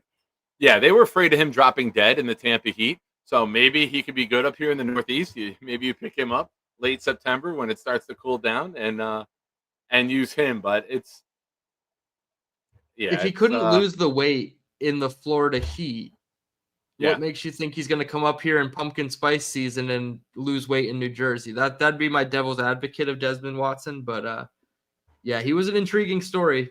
Don't get me wrong. I don't think it's going to work out. Like, if he couldn't play in the Florida Heat and lose the weight he needed to, he's never going to lose the weight to play anywhere. I don't want him to lose weight. I want him to get bigger. Well, now you're risking a lot more potential problems down the road. If he takes a big shot and, like, could you imagine what it would be like for him to get the air taken out of his lungs, like, to get winded? Like, that's got to be scary. Yeah, definitely. Ladies and gentlemen, I just pinned Dylan's link in the chat. If you would, go show him some love. That's the link that's there. We're basically here. So last call for memberships, super chats. We're going to spin the wheel right after this category, folks. Now, we've talked about statistics. We've talked about rankings offensively and defensively. Let's get down to what everybody cares most about. Who cares if you run for 2,000 yards, but the team isn't winning? Who cares if you throw for 5,000 and you go 5-12? Who cares if you throw your 500th touchdown while Nick's in line to getting a goddamn hot chocolate and misses Rodgers' 500th touchdown because the Patriots fired their goddamn coach, and I'm fucking tweeting that before I get back and I miss it. So who cares about all this other bullshit? Wins are what matter, Dylan. How many wins is this Jets team going to have, my friend? I'm glad you asked me first because I'm sure your number is going to be slightly higher so we can end on a more optimistic note. I had the very first time I ran through it. The very first time I ran through it, I did end up at 9, but that was giving the Jets the benefit of the doubt at every coin flip. So then I went back and I didn't give them the benefit of the doubt with every coin flip, and I got to 5. So easy math says we'll meet right in the middle at 7-10. The Rob Saleh special, 7-10. It is 2 more wins than we had last year. I do think it's going to look a hell of a lot more competitive than just 2 wins more on paper. And I think, like I said, we're going to have a foundation. We're going to discover enough about this team to have a strong foundation leading into 2026, where that is going to be the year, if this season goes how I expect it, where this is the year we're breaking the playoff drought. It's not going to be 2025. It's going to be 2026. So I'm kind of stuck at 7-10. Can I be influenced? Absolutely. And as soon as that game starts, or, you get the music for CBS on that pre-kickoff, then it might jump up to 8 or 9 wins, and I might be putting the green color glasses on. But I'm right now at 7, and I feel pretty confident with 7. So do me a favor. You're going to be at the game this Sunday. I am. I'm going live at 12:30. Damn, this Sunday. When you're walking in, I need a text that says, fuck it, 10 wins. That's all I want. Shoot me the text. Send it in Discord because I'll put it on air. If you change your prediction after the tailgate, after hanging with everybody, those juices get flowing, send me the updated win count, and we will put it on air before the season starts. Hell yeah. And I'm going to be with my cousin who's a Steelers fan, so I hope that we start off with a bang with that win, because that drive home for her and I is going to be that much better if we put Aaron Rodgers in the dirt. So I do anticipate getting there, feeling the vibes, seeing Jets Jesus with the sign saying he's come to save the Jets, the whole 9, tailgating with the Talking Jets crew and Tailgate Joe. I do think by the time I get done with that and the Yingling that they will be handing out to fans, I might dabble a little bit. I'm not a drinker, but I might dabble, and that's how we could get to 10 wins for you, Nick. All right. Okay. Now 10 sounds great. We've had many coaches who have won double digits early. Mangini did it. Herm did it. Rex was 9-7 the first year, or 9-7 or 16 games. Mm-hmm. Now, Bowles was 10-6. Yeah, I think we can get to 3, maybe 4 if everything goes really well by the bye. And I think after the bye, with Cleveland, at New England, and then you got Baltimore, but then you got Atlanta and Miami coming up here in late November. Then you go to New Orleans and Jacksonville. Then you got New England coming here. I'll say this. Coaching matters. Schemes matter. Putting players in positions to win can change games. And I think we're finally going to see a competent NFL coaching staff. And when you can dominate in the trenches on both sides of the ball, it's going to be a lot of fun. And I think coaching will be the biggest difference on this team. And I think Jets fans are going to see a team that they can be proud of. I'm going to go 9-8. And I'm going to go 9-8 with this little asterisk. We will be in the tiebreaker for the wild card, whether we get it or not. But I think it comes down to the tiebreaker. This is why winning the Pittsburgh game is important for a tiebreaker down the road. That's why beating Cincinnati would be important for a tiebreaker down the road come the wild card head-to-heads. So I'm not saying this week is a playoff game, but this game could have playoff implications down the road. Steelers are notoriously in the playoff hunt. Having that tiebreaker would be paramount down the road, on top of beating Rodgers. So give me 9, and it's going to be a lot of fun to be looking at the screen in November from Thanksgiving on, and they show the division leaders and then in the hunt and us being there. So that would be very. We're not asking for much. No, we don't have very high expectations, but I think 9 wins with a team that can be in the trenches.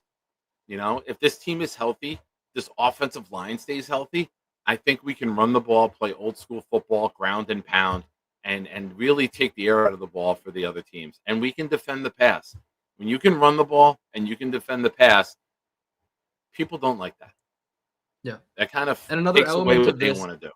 is we probably won't lead the NFL in blown fourth quarter leads like we did last year. I think this coaching staff, when they have the lead, they're going to maintain it. They're going to put their foot on your neck. They're going to make sure that they come away with the victory. Boomtown, scroll to the bottom. It's after round 15. Everyone's keepers are at the bottom. If you're on the website, just scroll to the bottom of the league. Oh, I'm up for Nikki. Hold on a second.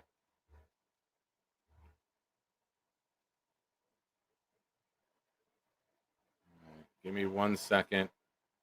All good. I just got a phone call, so I was a little distracted myself. Oh, okay. Oh, man. Nikki's up. Let's see here. Jake, he says Membu doesn't look ready either.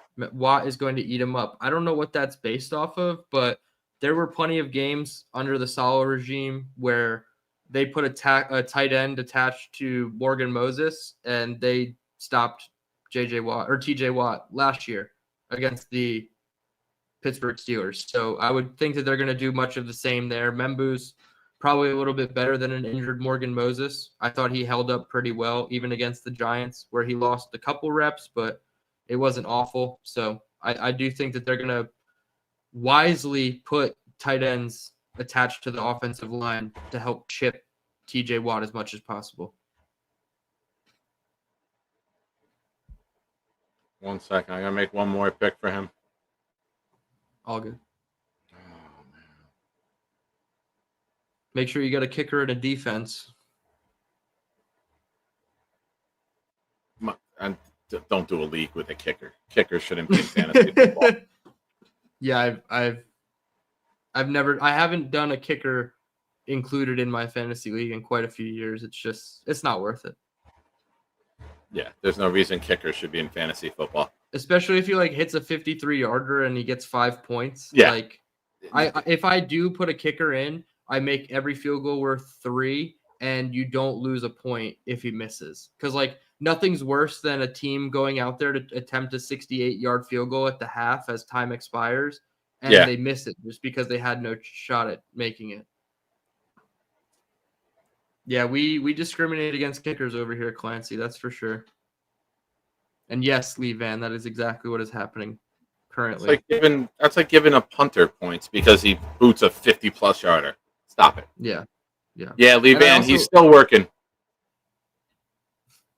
And I also don't like those leagues that are if your quarterback throws for 300 yards, you get an extra point.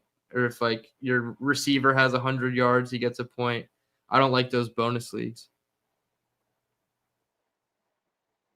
David D, yeah, exactly. I appreciate that, man. AG spent a lot of time with the Saints, a team under Sean Payton that depended heavily on chip blocks. Yeah. For as much shit as the Jets fans love to give Sean Payton during the Aaron Rodgers era with that whole Hackett, debate or whatever that was, that tension that was there, Sean Payton's a damn good coach, and I wouldn't mind if our coach mimicked some things that he does. Look at that beautiful wheel. Yes, sir. Massive wheel. Are we ready for it? Is it time? We're ready. We're going to give everyone a 2-minute warning. Last chance to get your entries in. Last chance for all. Let me see here. Thank you to everyone who contributed to the channel, tried to get Chris a membership. Chris, we tried. It was a massive outpouring of love. But ladies and gentlemen, we are down to the wire here to get rid of this beautiful, beautiful helmet. Last call. We're minutes away from the Darrelle Revis full-size authentic helmet with the Revis Island inscription getting raffled off. Make sure you get your chance in if you haven't. Also, Blitz BK, Turbulence and Triumph. That album out now at midnight. I will post that link again. You can get it off his website. Go show him some love. All right. This week, I will have an announcement on what our next prize will be. I'll be honest with you guys. I'm leaning towards giving Braylon Allen some love. Since I'm big on the Braylon Allen train, I think we might go with a Braylon Allen item. So I'm looking for Braylon Allen, but I will say this. Whoever wins this prize, you're going to have some input. How about that, Dylan? Not only do you get the prize, but you also get to maybe suggest who the next person is. And if I can find something, then we'll rock it. This is a chat-driven show, so obviously I want their feedback. Nikki is in the chat. Good. Or he's in the draft. So now I don't have to hear this thing ding anymore every time someone makes a pick in my ear. It's very distracting. All right. So there you have it, folks. Dylan and I went through our training camp preview, review, and we gave you our season statistical leader predictions as well as how this Jets team will do. The main thing, be competitive. Be a team that we could be proud of. Be a team that we know isn't getting out-coached. Be a team that isn't getting blown out and out of the game by 2 drives in. Don't be down 14-0 and know that our day's over. Be the team that applies the pressure. Be the team that makes it exciting. And the run game and explosive plays can be exciting. So with that said, ladies and gentlemen, Dylan, since you were on the show with me, pick a number between 1 and 5, my friend. He's going with 4.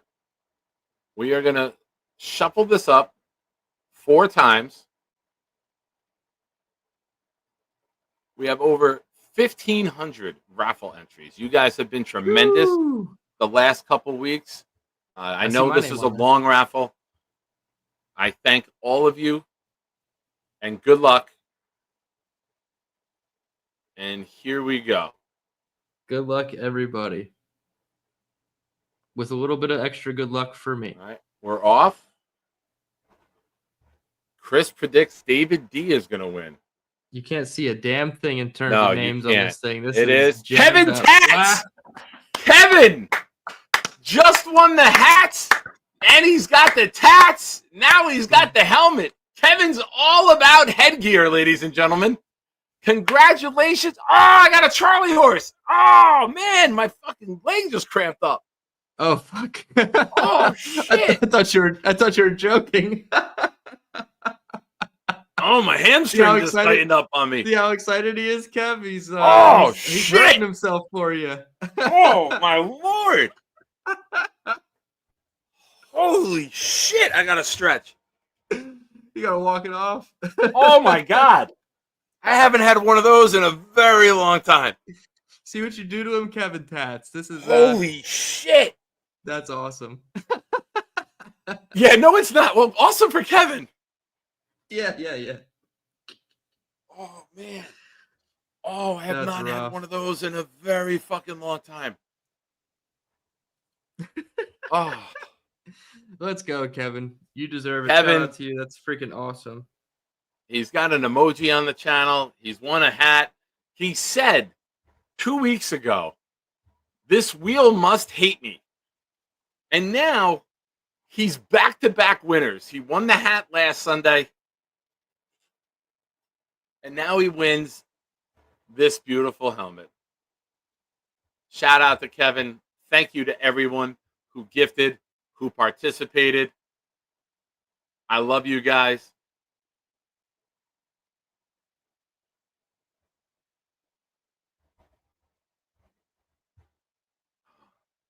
Nate, if you ever had to pedal a bike instead of just letting the motor do it, you would know that sometimes people's legs cramp up. And if you get a cramp, it fucking hurts. Instead, you Nate's just in buzz top around on a shape. scooter. Yeah, he's in top shape. He never cramps up on that bike. Oh, all right. Old man down. Here. You know what? Here you go. I'm going to turn the volume down. How's that, everyone? Rick and Nate using headbuds. 7 times. All right. Nate's dropping his beast biography here. 7-time triathlete, 4-time century rides. Oh, the accolades. They just never end. You got another super chat in here too from Kevin. Yes. Kevin, thank you, buddy. I loved you guys. Loved. Past tense? What does that mean? You win the raffle? Now you're leaving the channel? I loved you guys. Awesome. That's Kev, fun. I'm Shout happy out for to you, man. Kev. Congrats, bro. Tremendous job. Well done. He said, look it up. 37-time world champion. Google me. Nate standing on business. Congrats, Kev. Congrats, man. Hey, he's literally, he did the whole plot twist on himself. He said flat out, this wheel must hate me. All right. Is Nikki in? He told me he's in. All right. You want to take some calls? You got some time? I don't really have time for calls, unfortunately. I got to get up at 5:45 tomorrow. I wanted to stay for the raffle because I did want to congratulate whoever won. So, yeah, with that one, I might have to hop out.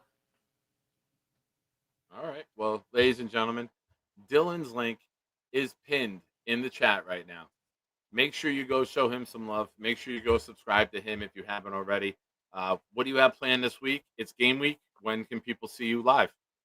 Yeah, so at Dylan Tereman on YouTube tomorrow night, Buffalo Jet Fan and I will do our Monday alternating streams. 1 week on his channel, 1 week on mine. This week we are on my channel, so 7:30 tomorrow. Buffalo Jet Fan and I will be doing, a little bit similar to this, right? Season predictions, maybe some game by game predictions, couple expectations, things we're nervous for, excited for, kind of a bit of a primer for the season, and then I'm in the works. I just watched John Mateer, Oklahoma quarterback. I watched his all-22 from his game yesterday against Illinois State. So I got notes on John Mateer.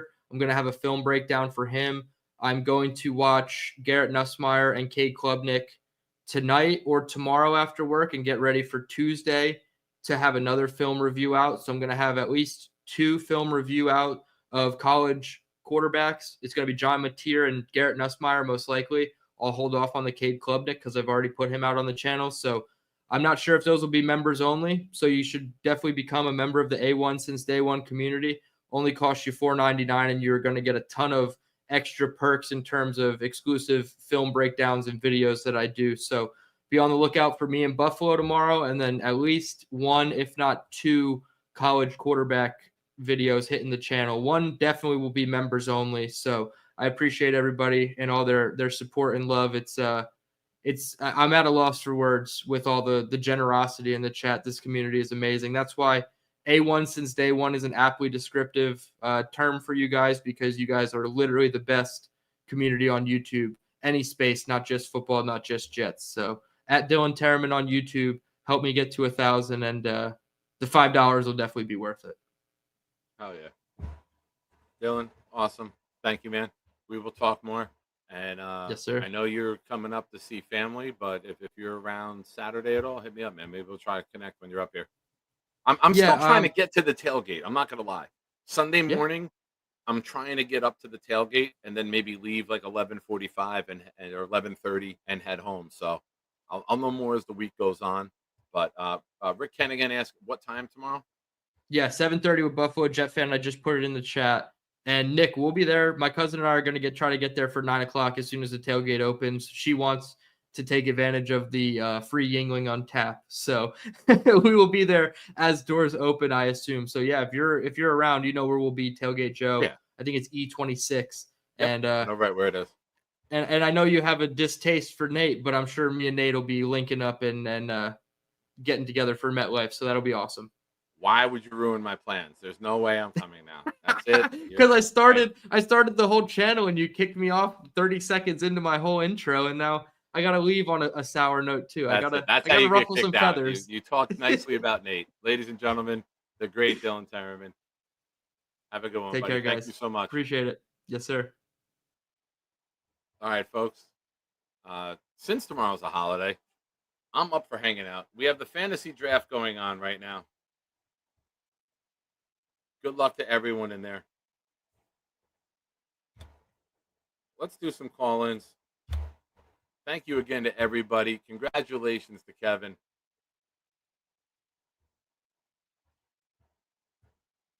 All right, let's get that up. Nick's in the draft. I don't have. Good luck to everybody. Also, Nate Clancy, when you can, shoot me the fees for the league just so we can rectify that, get everyone paid. You guys are the last two. Where are we? Let's go back over here.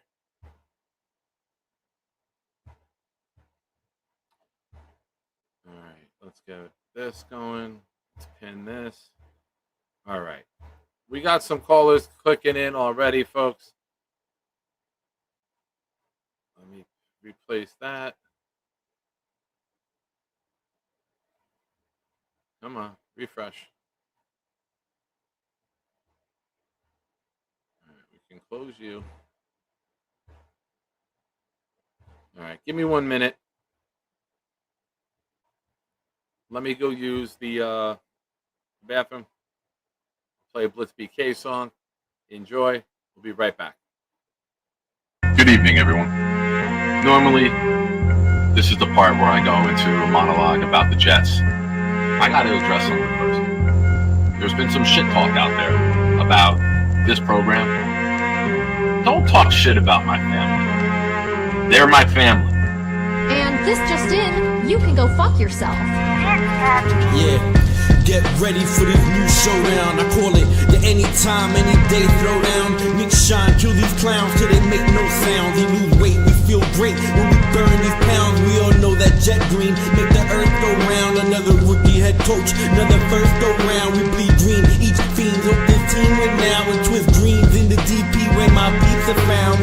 Shiners unite, knock the lights out at midnight. We go show for show, goon for goon. We can fist fight, I rip mics. Clemens and Williams, all the dislikes. Bunch of Jets rappers out there, they ain't this nice. I did this twice. Got a sick addiction, so the green and white's my vice. I gave it blood, sweat, and tears. Yeah, I paid my price.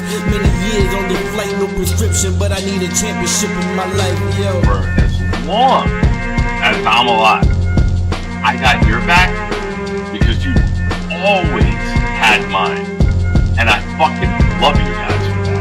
So keep coming back. It's a fun place to be. We don't turn people away. We don't talk down to people. Maybe we the people, but that he deserves it.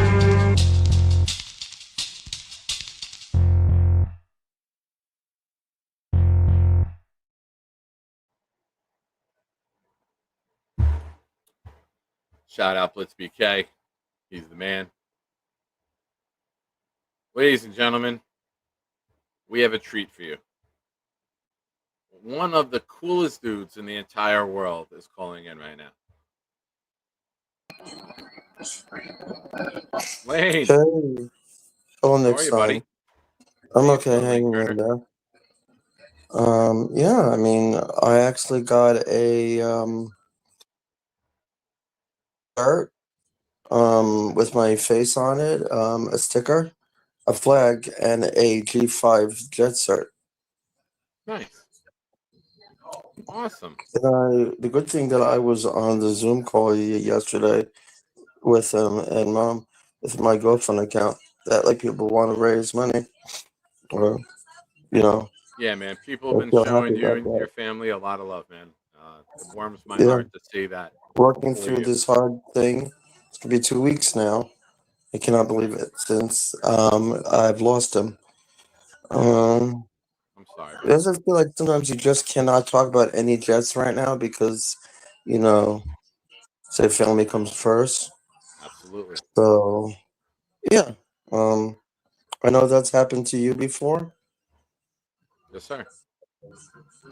Yep. I lost my dad in 2018. So listen, the thing I tell people, I tell my mom Yeah, and my sister who have a very difficult time with this, it's think of the good times. Think of all the times that you had a smile on your face and treasure all the good yeah, moments, right? yeah. Um, what else do I have to talk about? So anyway, 1 week from today is week 1 of the Jets season. Yes, To sir. be 6 great. days, man. Yeah, 6 days now until I have to watch week 1 of the Jets. I think they're gonna pull it out. Like I like that honestly, I lead. mean, if you start Will McDonald and you wait and then you see what he does in the first half, um, it's gonna be good if the Jets have a good season.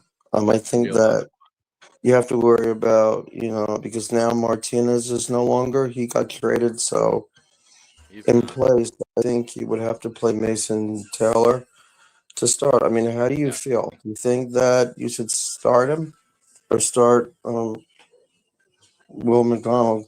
Yes, I would start Will McDonald. I did you just do what I think you did? Yeah, I had some gas. All right, I thought I heard it, ladies and gentlemen. Yeah, Lane well, being I Lane. couldn't hold it in. Well, I don't blame you. You get stomach cramps if you hold it in. What did you eat Yeah, today that's causing this gas? What did you eat today? what did I have for lunch? Yeah, it was dinner, When my whatever. cousin came over, I had some nice brisket and rice. Um, we went outside, and then Leslie came back, so tired and stuff. Yeah, but yeah, you lose appetite, and it's like I felt like ugh, like I couldn't eat for a while. Like I still almost cannot eat, so I've been getting headaches. So Well, take care of yourself. Make it's sure been you hydrate. taking. Make sure you're eating your meals. You know, Yeah, yeah, I know. Yeah, I'm still here. I thought maybe you were falling asleep for a second. me? No, I Yeah, barely sleep, Lane. I you barely barely sleep. sleep. Um, yeah, I mean, honestly, I think that you got to worry about how the Giants will do this season going into week 1 because they play the who do they play in week 1? Washington. Yeah, they play Washington. I It's a hear tough that task. I hear that the uniforms for Washington they could be coming back again, like the old uniforms. They could be having the alternates. It's a rumor, but the way the NFL rules are structured, you can't Yeah, change your logo or uniforms. You're only allowed to change it once every 5 years. So right. I think they got a couple more years as the Commanders if they wanted to change it, but who knows? We'll see. I'm hearing about the But Jets have new uniforms now. we I've do. been We're hearing. we're in year 2 with this logo here. Yeah, year 2 already. I hear that they're gonna have all black helmets and all black uniforms that I It saw. looks like it's black. They did a really bad job with the release Yeah, video. but I like I them now. actually have the I don't like the pictures way they right here. look. If you look, it kind of looks like a green, Yeah, like a really, yeah. Can I really see? dark forest green. They don't look like Jets uniforms. They're too like dark. They're like I cannot even see the. Yeah, they look horrible. They almost look like college or something. Yeah, they did these Or like different yeah, rivalry I jerseys. don't It's like the just a way to script make on it. money off of people. They'll charge They'll two hundred probably wear dollars those for on them in certain front of days everybody. only. It costs I eight like the dollars to make. They'll charge two green hundred and dollars white. for it. I like the old black uniforms, but not that one. It's too All weird. right, I like It's not it is, enough. but that's what they wanted. Yeah. But Lane, keep your head Yeah. up, buddy. Thank you. And Yeah. I know you emailed me a couple times. I am working on getting your request. I don't want to Yeah. say it now Thank. because you might have people around you, but your Yeah. request is in the work. I know you don't have to tell me to shushy. We're getting you some more Jets gear, okay, buddy? Oh yeah. Thank you. Okay. Thank you for taking my call. Thank you for calling in. Much love to you and your mom from all of us here at the Nick Shine Show. All Oh, right, okay. buddy? Yeah. Okay. Bye. Bye. Bye. Bye bye.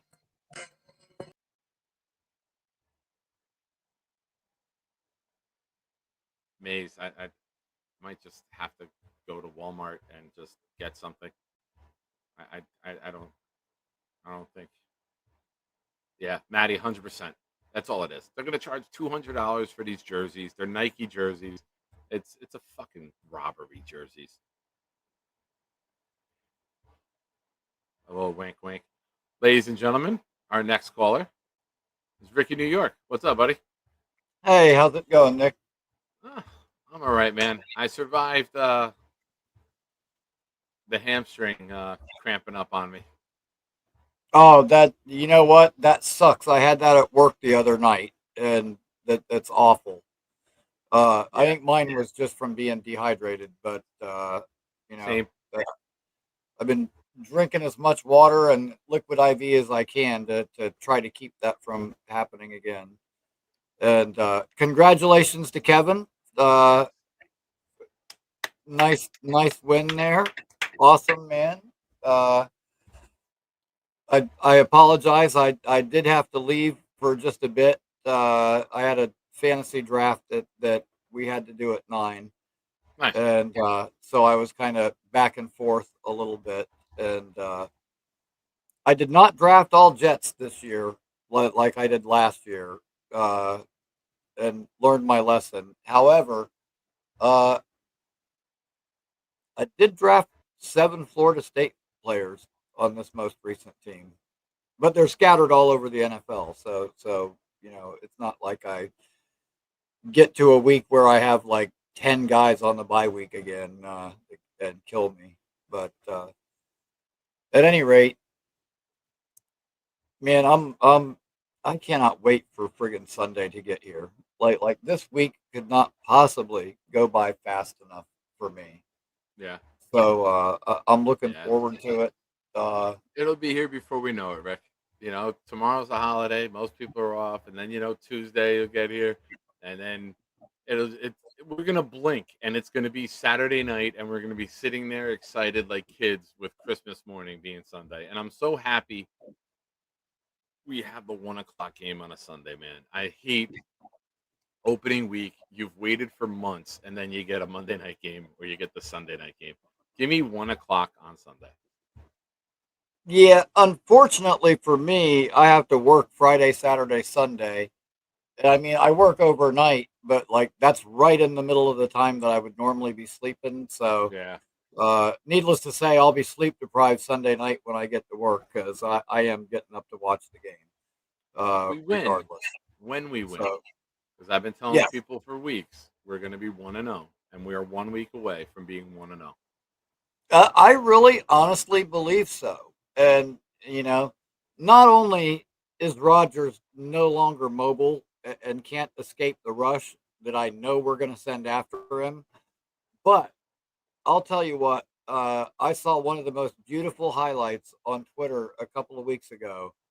And it wasn't TJ Watt. It wasn't like some big name player. It was like a no name defensive lineman that blew right past Broderick Jones.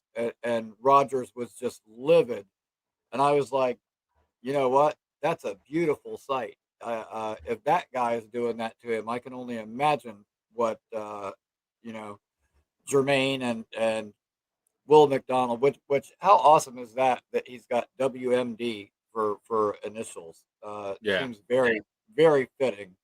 But yeah, for all those people, a couple of years ago that said, "Oh, the Patriots screwed us. They moved up and stole the tackle that we wanted in the draft."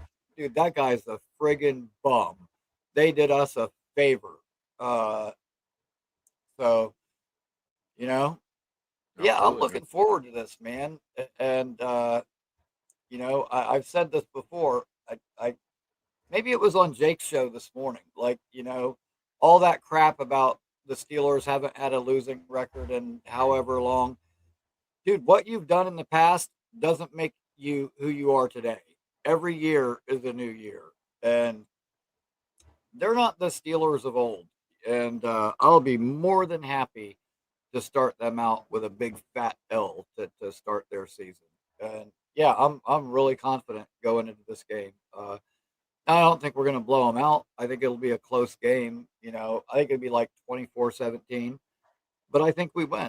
Like I really honestly believe that we're going to beat them. And yeah, man. So I mean, from now until kickoff time, like I'm only off on Wednesday and Thursday, so I'm sure once I go to work tomorrow, it's going to be just like the grind, and like you said, before we know it, it'll be here.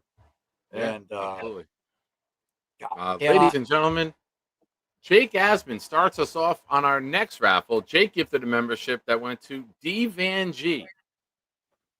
So, Jake, we just gave away the Darrelle Revis helmet. It went to Kevin Tattoos. You start us off in our next raffle with prize to be determined. I will speak to Kevin tonight after the show, get his feedback, and we'll have an announcement in our next show, which will probably be Tuesday. I'm going to come out tomorrow with a set schedule for the season, just so you guys are aware. Wednesday morning I'll be on with Jake. Looking forward to that. I announced this morning there will be a segment I bring to the table called Nick's Shining Stars. It'll be a segment where we look ahead at Jets who have to play well in order for us to win. It's not so much a statistical prediction, but it's just guys who are key matchups worth keeping an eye on. And if these guys play well, that'll be the key to success. And I'm going to eliminate Justin Fields. Obviously, if the quarterback plays well, that's too easy. That's a layup. So Justin Fields will be eliminated from my choices.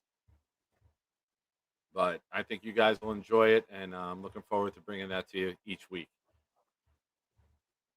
But awesome. I will have an announcement for this channel and what day and what times we'll be doing shows. Miami beat Notre Dame. Good. Sorry. Evil laugh. That's been the toughest thing for me, is trying to figure out a schedule, because my schedule alternates. Like one weekend I'm off, the next weekend I work. And so it's tough. Like I can't say like every Friday I'll be here or every Wednesday I'll be here. It goes back and forth. So it's like every other Thursday and Saturday. But I'm going to try to work. We could put this, Jake, do you think we could put this on a shirt? Jake Asman is a God saint. I would order that shirt, Jake.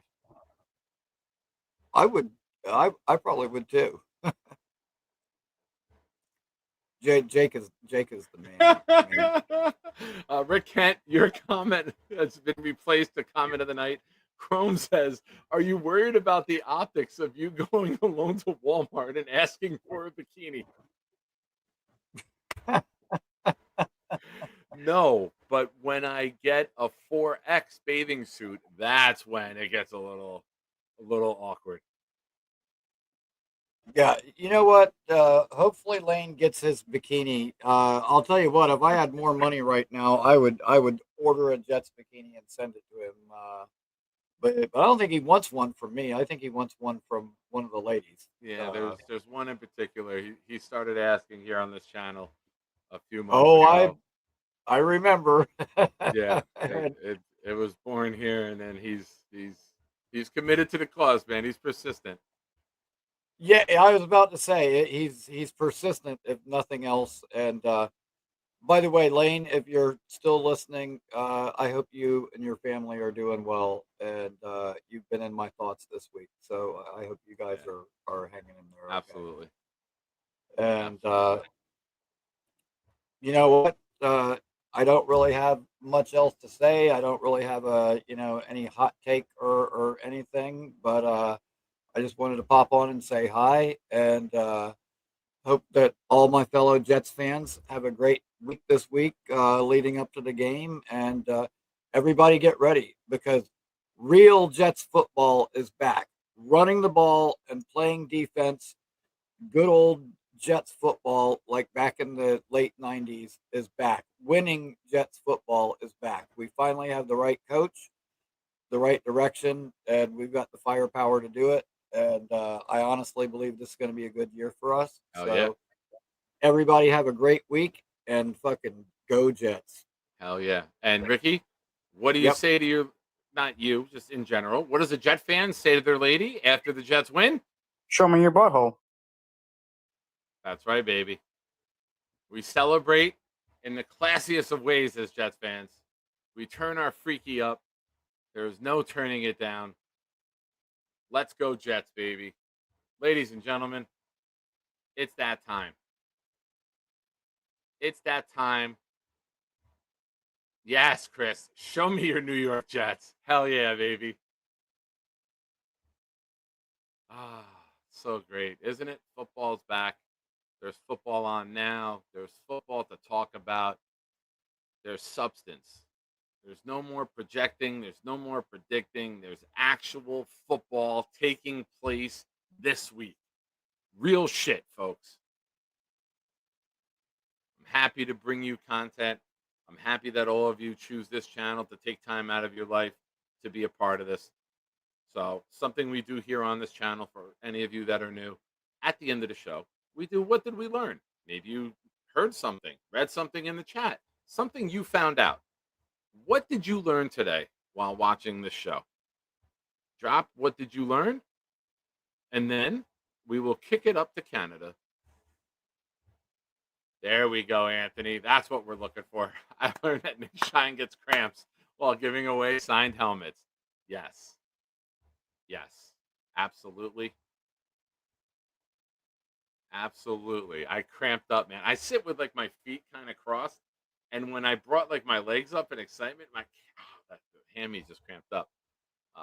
Ladies and gentlemen, Gary Fuller gifted a membership. Thank you, Gary. Appreciate you. Your membership went to Anthony DeRise. Gary, we are doing another raffle. We'll do 3 weeks on this raffle. So we will do the night of the Tampa game. The night of the Tampa game, we will raffle off the next prize. Might get a couple prizes.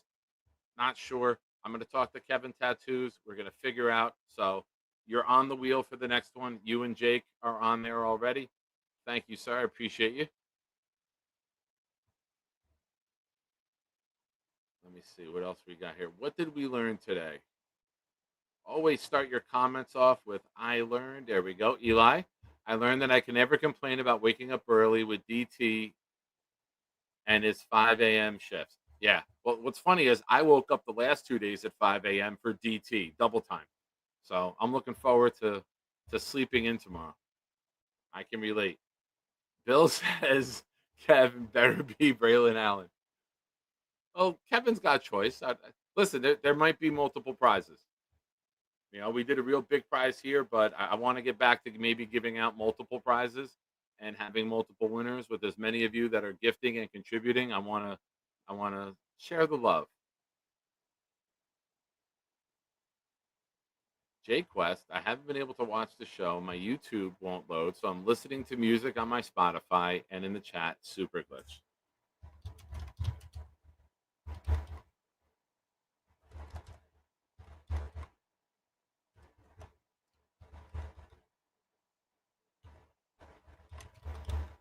So we got to type.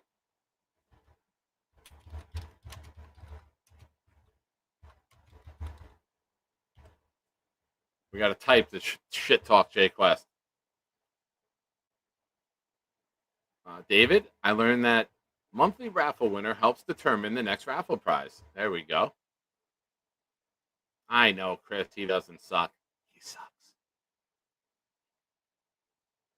Georgie, I learned a couple shows ago, Boomtown doesn't say I love you back. He doesn't. Chris B, I learned our Jets training camp review and preview for a New York Jets starting 100% winning week 1. Go Jets. Love you all. Like, support, subscribe. This fan base community is extraordinary. Matty P, I learned that Nate won all the triathlons. He said, if you don't know, Google me.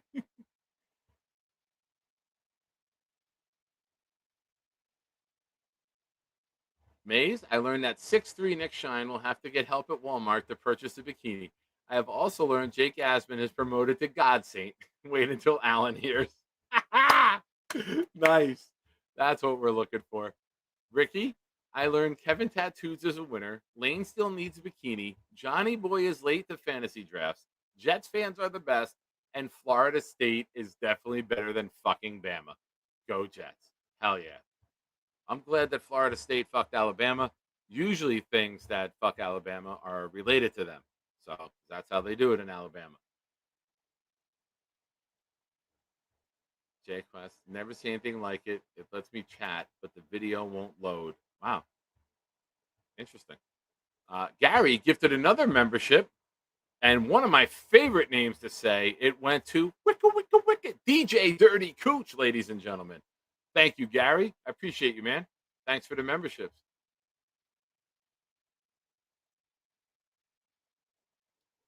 Awesome. Well, ladies and gentlemen, as a Georgia fan, shout out to Florida State. Now, Ricky knows I'm not a Florida State fan, but I root for Georgia and whoever's playing Alabama. So yesterday, Ricky, you had my fandom, and I appreciate you for your victory. But ladies and gentlemen, it's that time. If you are a channel member, go and hit the Boomtown Canadian Leaf. What did we learn today? I learned that Knobcraft does this. All right, Knob. Shout out to Knob's sister.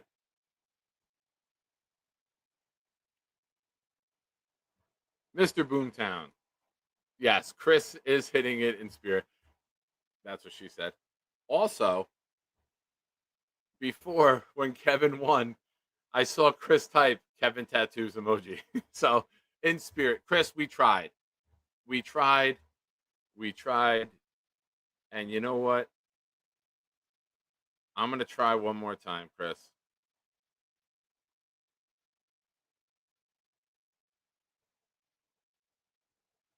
I'm going to try to get you a membership, Chris. You guys were so tremendous on tonight's show with all the memberships that you gifted. I gifted one earlier because Dino gifted one that went to my account. So I'm going to gift as soon as this. My YouTube is acting up now, too. All right, here we go. But Boomtown, drop it like it's hot, sir. All right, waiting for this. It's a little dragging.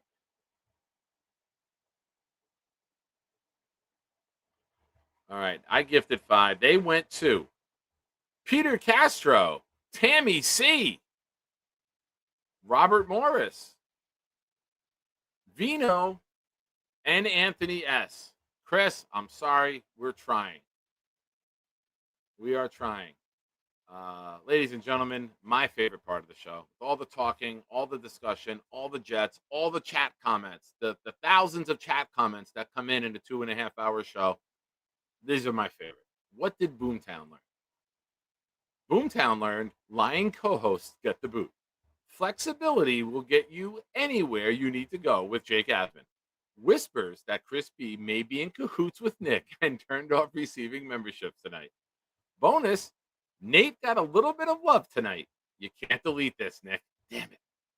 Dylan loves wrinkles. Watch for the whoop-de-woo from the Jets this season. Nikki's girlfriend might have played football. Double bonus, Braylon Allen comes out as Jim Brown on Sunday at 1:13 p.m. Eastern. Warning, celebrating Kevin Tattoos may cause hamstring issues. No passing of gas can escape Nick's ears. I'm tuned in now. I don't even listen to his words. I listen to Lane's background noise. Triple bonus, Nick does not worry about Walmart optics. Yeah, because at Walmart, that might be the most normal thing to happen there. Learning during the show, drafting power rankings, and doing a fantasy draft all at once makes for a complicated evening. Yes, it does. Lee Van, I learned Boomer is going to win the fantasy league. Oh, yeah? I got to take a look at that. Boomtown's team. His keepers were Jaden Daniels and Jamar Chase, Drake London, Kerry Kittle, Harvey, McMillan, Tracy, Egbuka, Warren. Nice. Good luck to everyone, and thank you for joining the league. I appreciate all of you guys. Lou says, what is the real reason we have not traded for wide receiver 2? Running the ball 40-plus times a game. And I think Arian Smith is going to surprise people with his utilization. I think they drafted this guy with a plan, and I think you're going to see Sunday Arian Smith have a bigger role than even the most optimistic Georgia fan in me. I think Arian Smith is going to be not statistically or fantasy-wise a wide receiver 2, but utilized in this scheme as a wide receiver 2. So we have Lazard who can block. We have Reynolds who's a veteran. And we also have Arian Smith whose speed can open up for everyone else. So I'm looking forward to what this scheme looks like. Sunday, 12:30 p.m. pregame show starts right here. We're doing a watch along. Green Bean will be at the game. Richie Jets Media will be at the game. Make sure you want to come watch the game stream. Come here. It's my first time doing it. I'm looking forward to this. Hopefully all of you are here. Can't wait for it. Maddie P. Thank you, Maddie. Gifted a membership that went to Mike Russo. Thank you, Maddie. Appreciate you, man. Paying it forward. I believe he got gifted one earlier. Very nice of you. And Gary with a super chat. Thank you, Gary. Jets Nation, let's go. Smash the like button. Hell yeah. I don't know if we got to 100. I'm refreshing YouTube right now. Love to get to 100. We're only at 82. If you haven't already, hit the like button. We're trying to get to 100 for every Sunday night show for this year. So let's see if we can make that happen. Also, if you're new, if you're watching and you haven't, please subscribe. Trying to get to 1,700 before the start of the season. That's this Sunday. We are currently at 411 away. So hopefully we get that goal. Appreciate everybody for being here. Again, Blitz BK, Turbulence, and Triumph. Let me get the link. Give me 1 second. I'm going to drop this in as the end of the show plays out. Ladies and gentlemen, if you want to show Blitz some love, and I would appreciate if you did. All right, let's put this in the chat. You can order Blitz's new album right there. That's his website. Go show him some love. It's Jets-themed music, banging beats, awesome lyrics. Ladies and gentlemen, you've been watching the Nick Shine Show. I am your host, Nick. The Jets season, next Sunday, this time, will be 1-0. I fully believe that. Coaching matters. Powerful offensive line. Defense.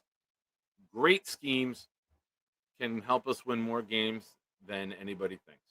So, ladies and gentlemen, enjoy. I will see you throughout the week. Go Jets. God bless. Enjoy the holiday tomorrow. Oh, yeah. And I'm rapping on it also. So if you want to hear my rap debut, it's on the album. If that's not a reason to go buy it, on top of all of Blitz's greatness, I make my rap debut. We will have that for you next Sunday, but go support Blitz, buy that, and then we'll have a video for you. Blitz is working on the video. We'll release that next Sunday. Maybe in the pregame. If we can get that done, we'll do it in the pregame before the game. We'll kick the game off with that.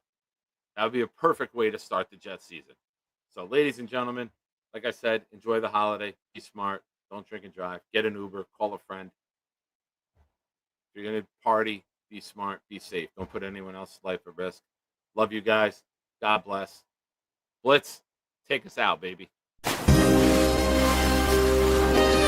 It's got me.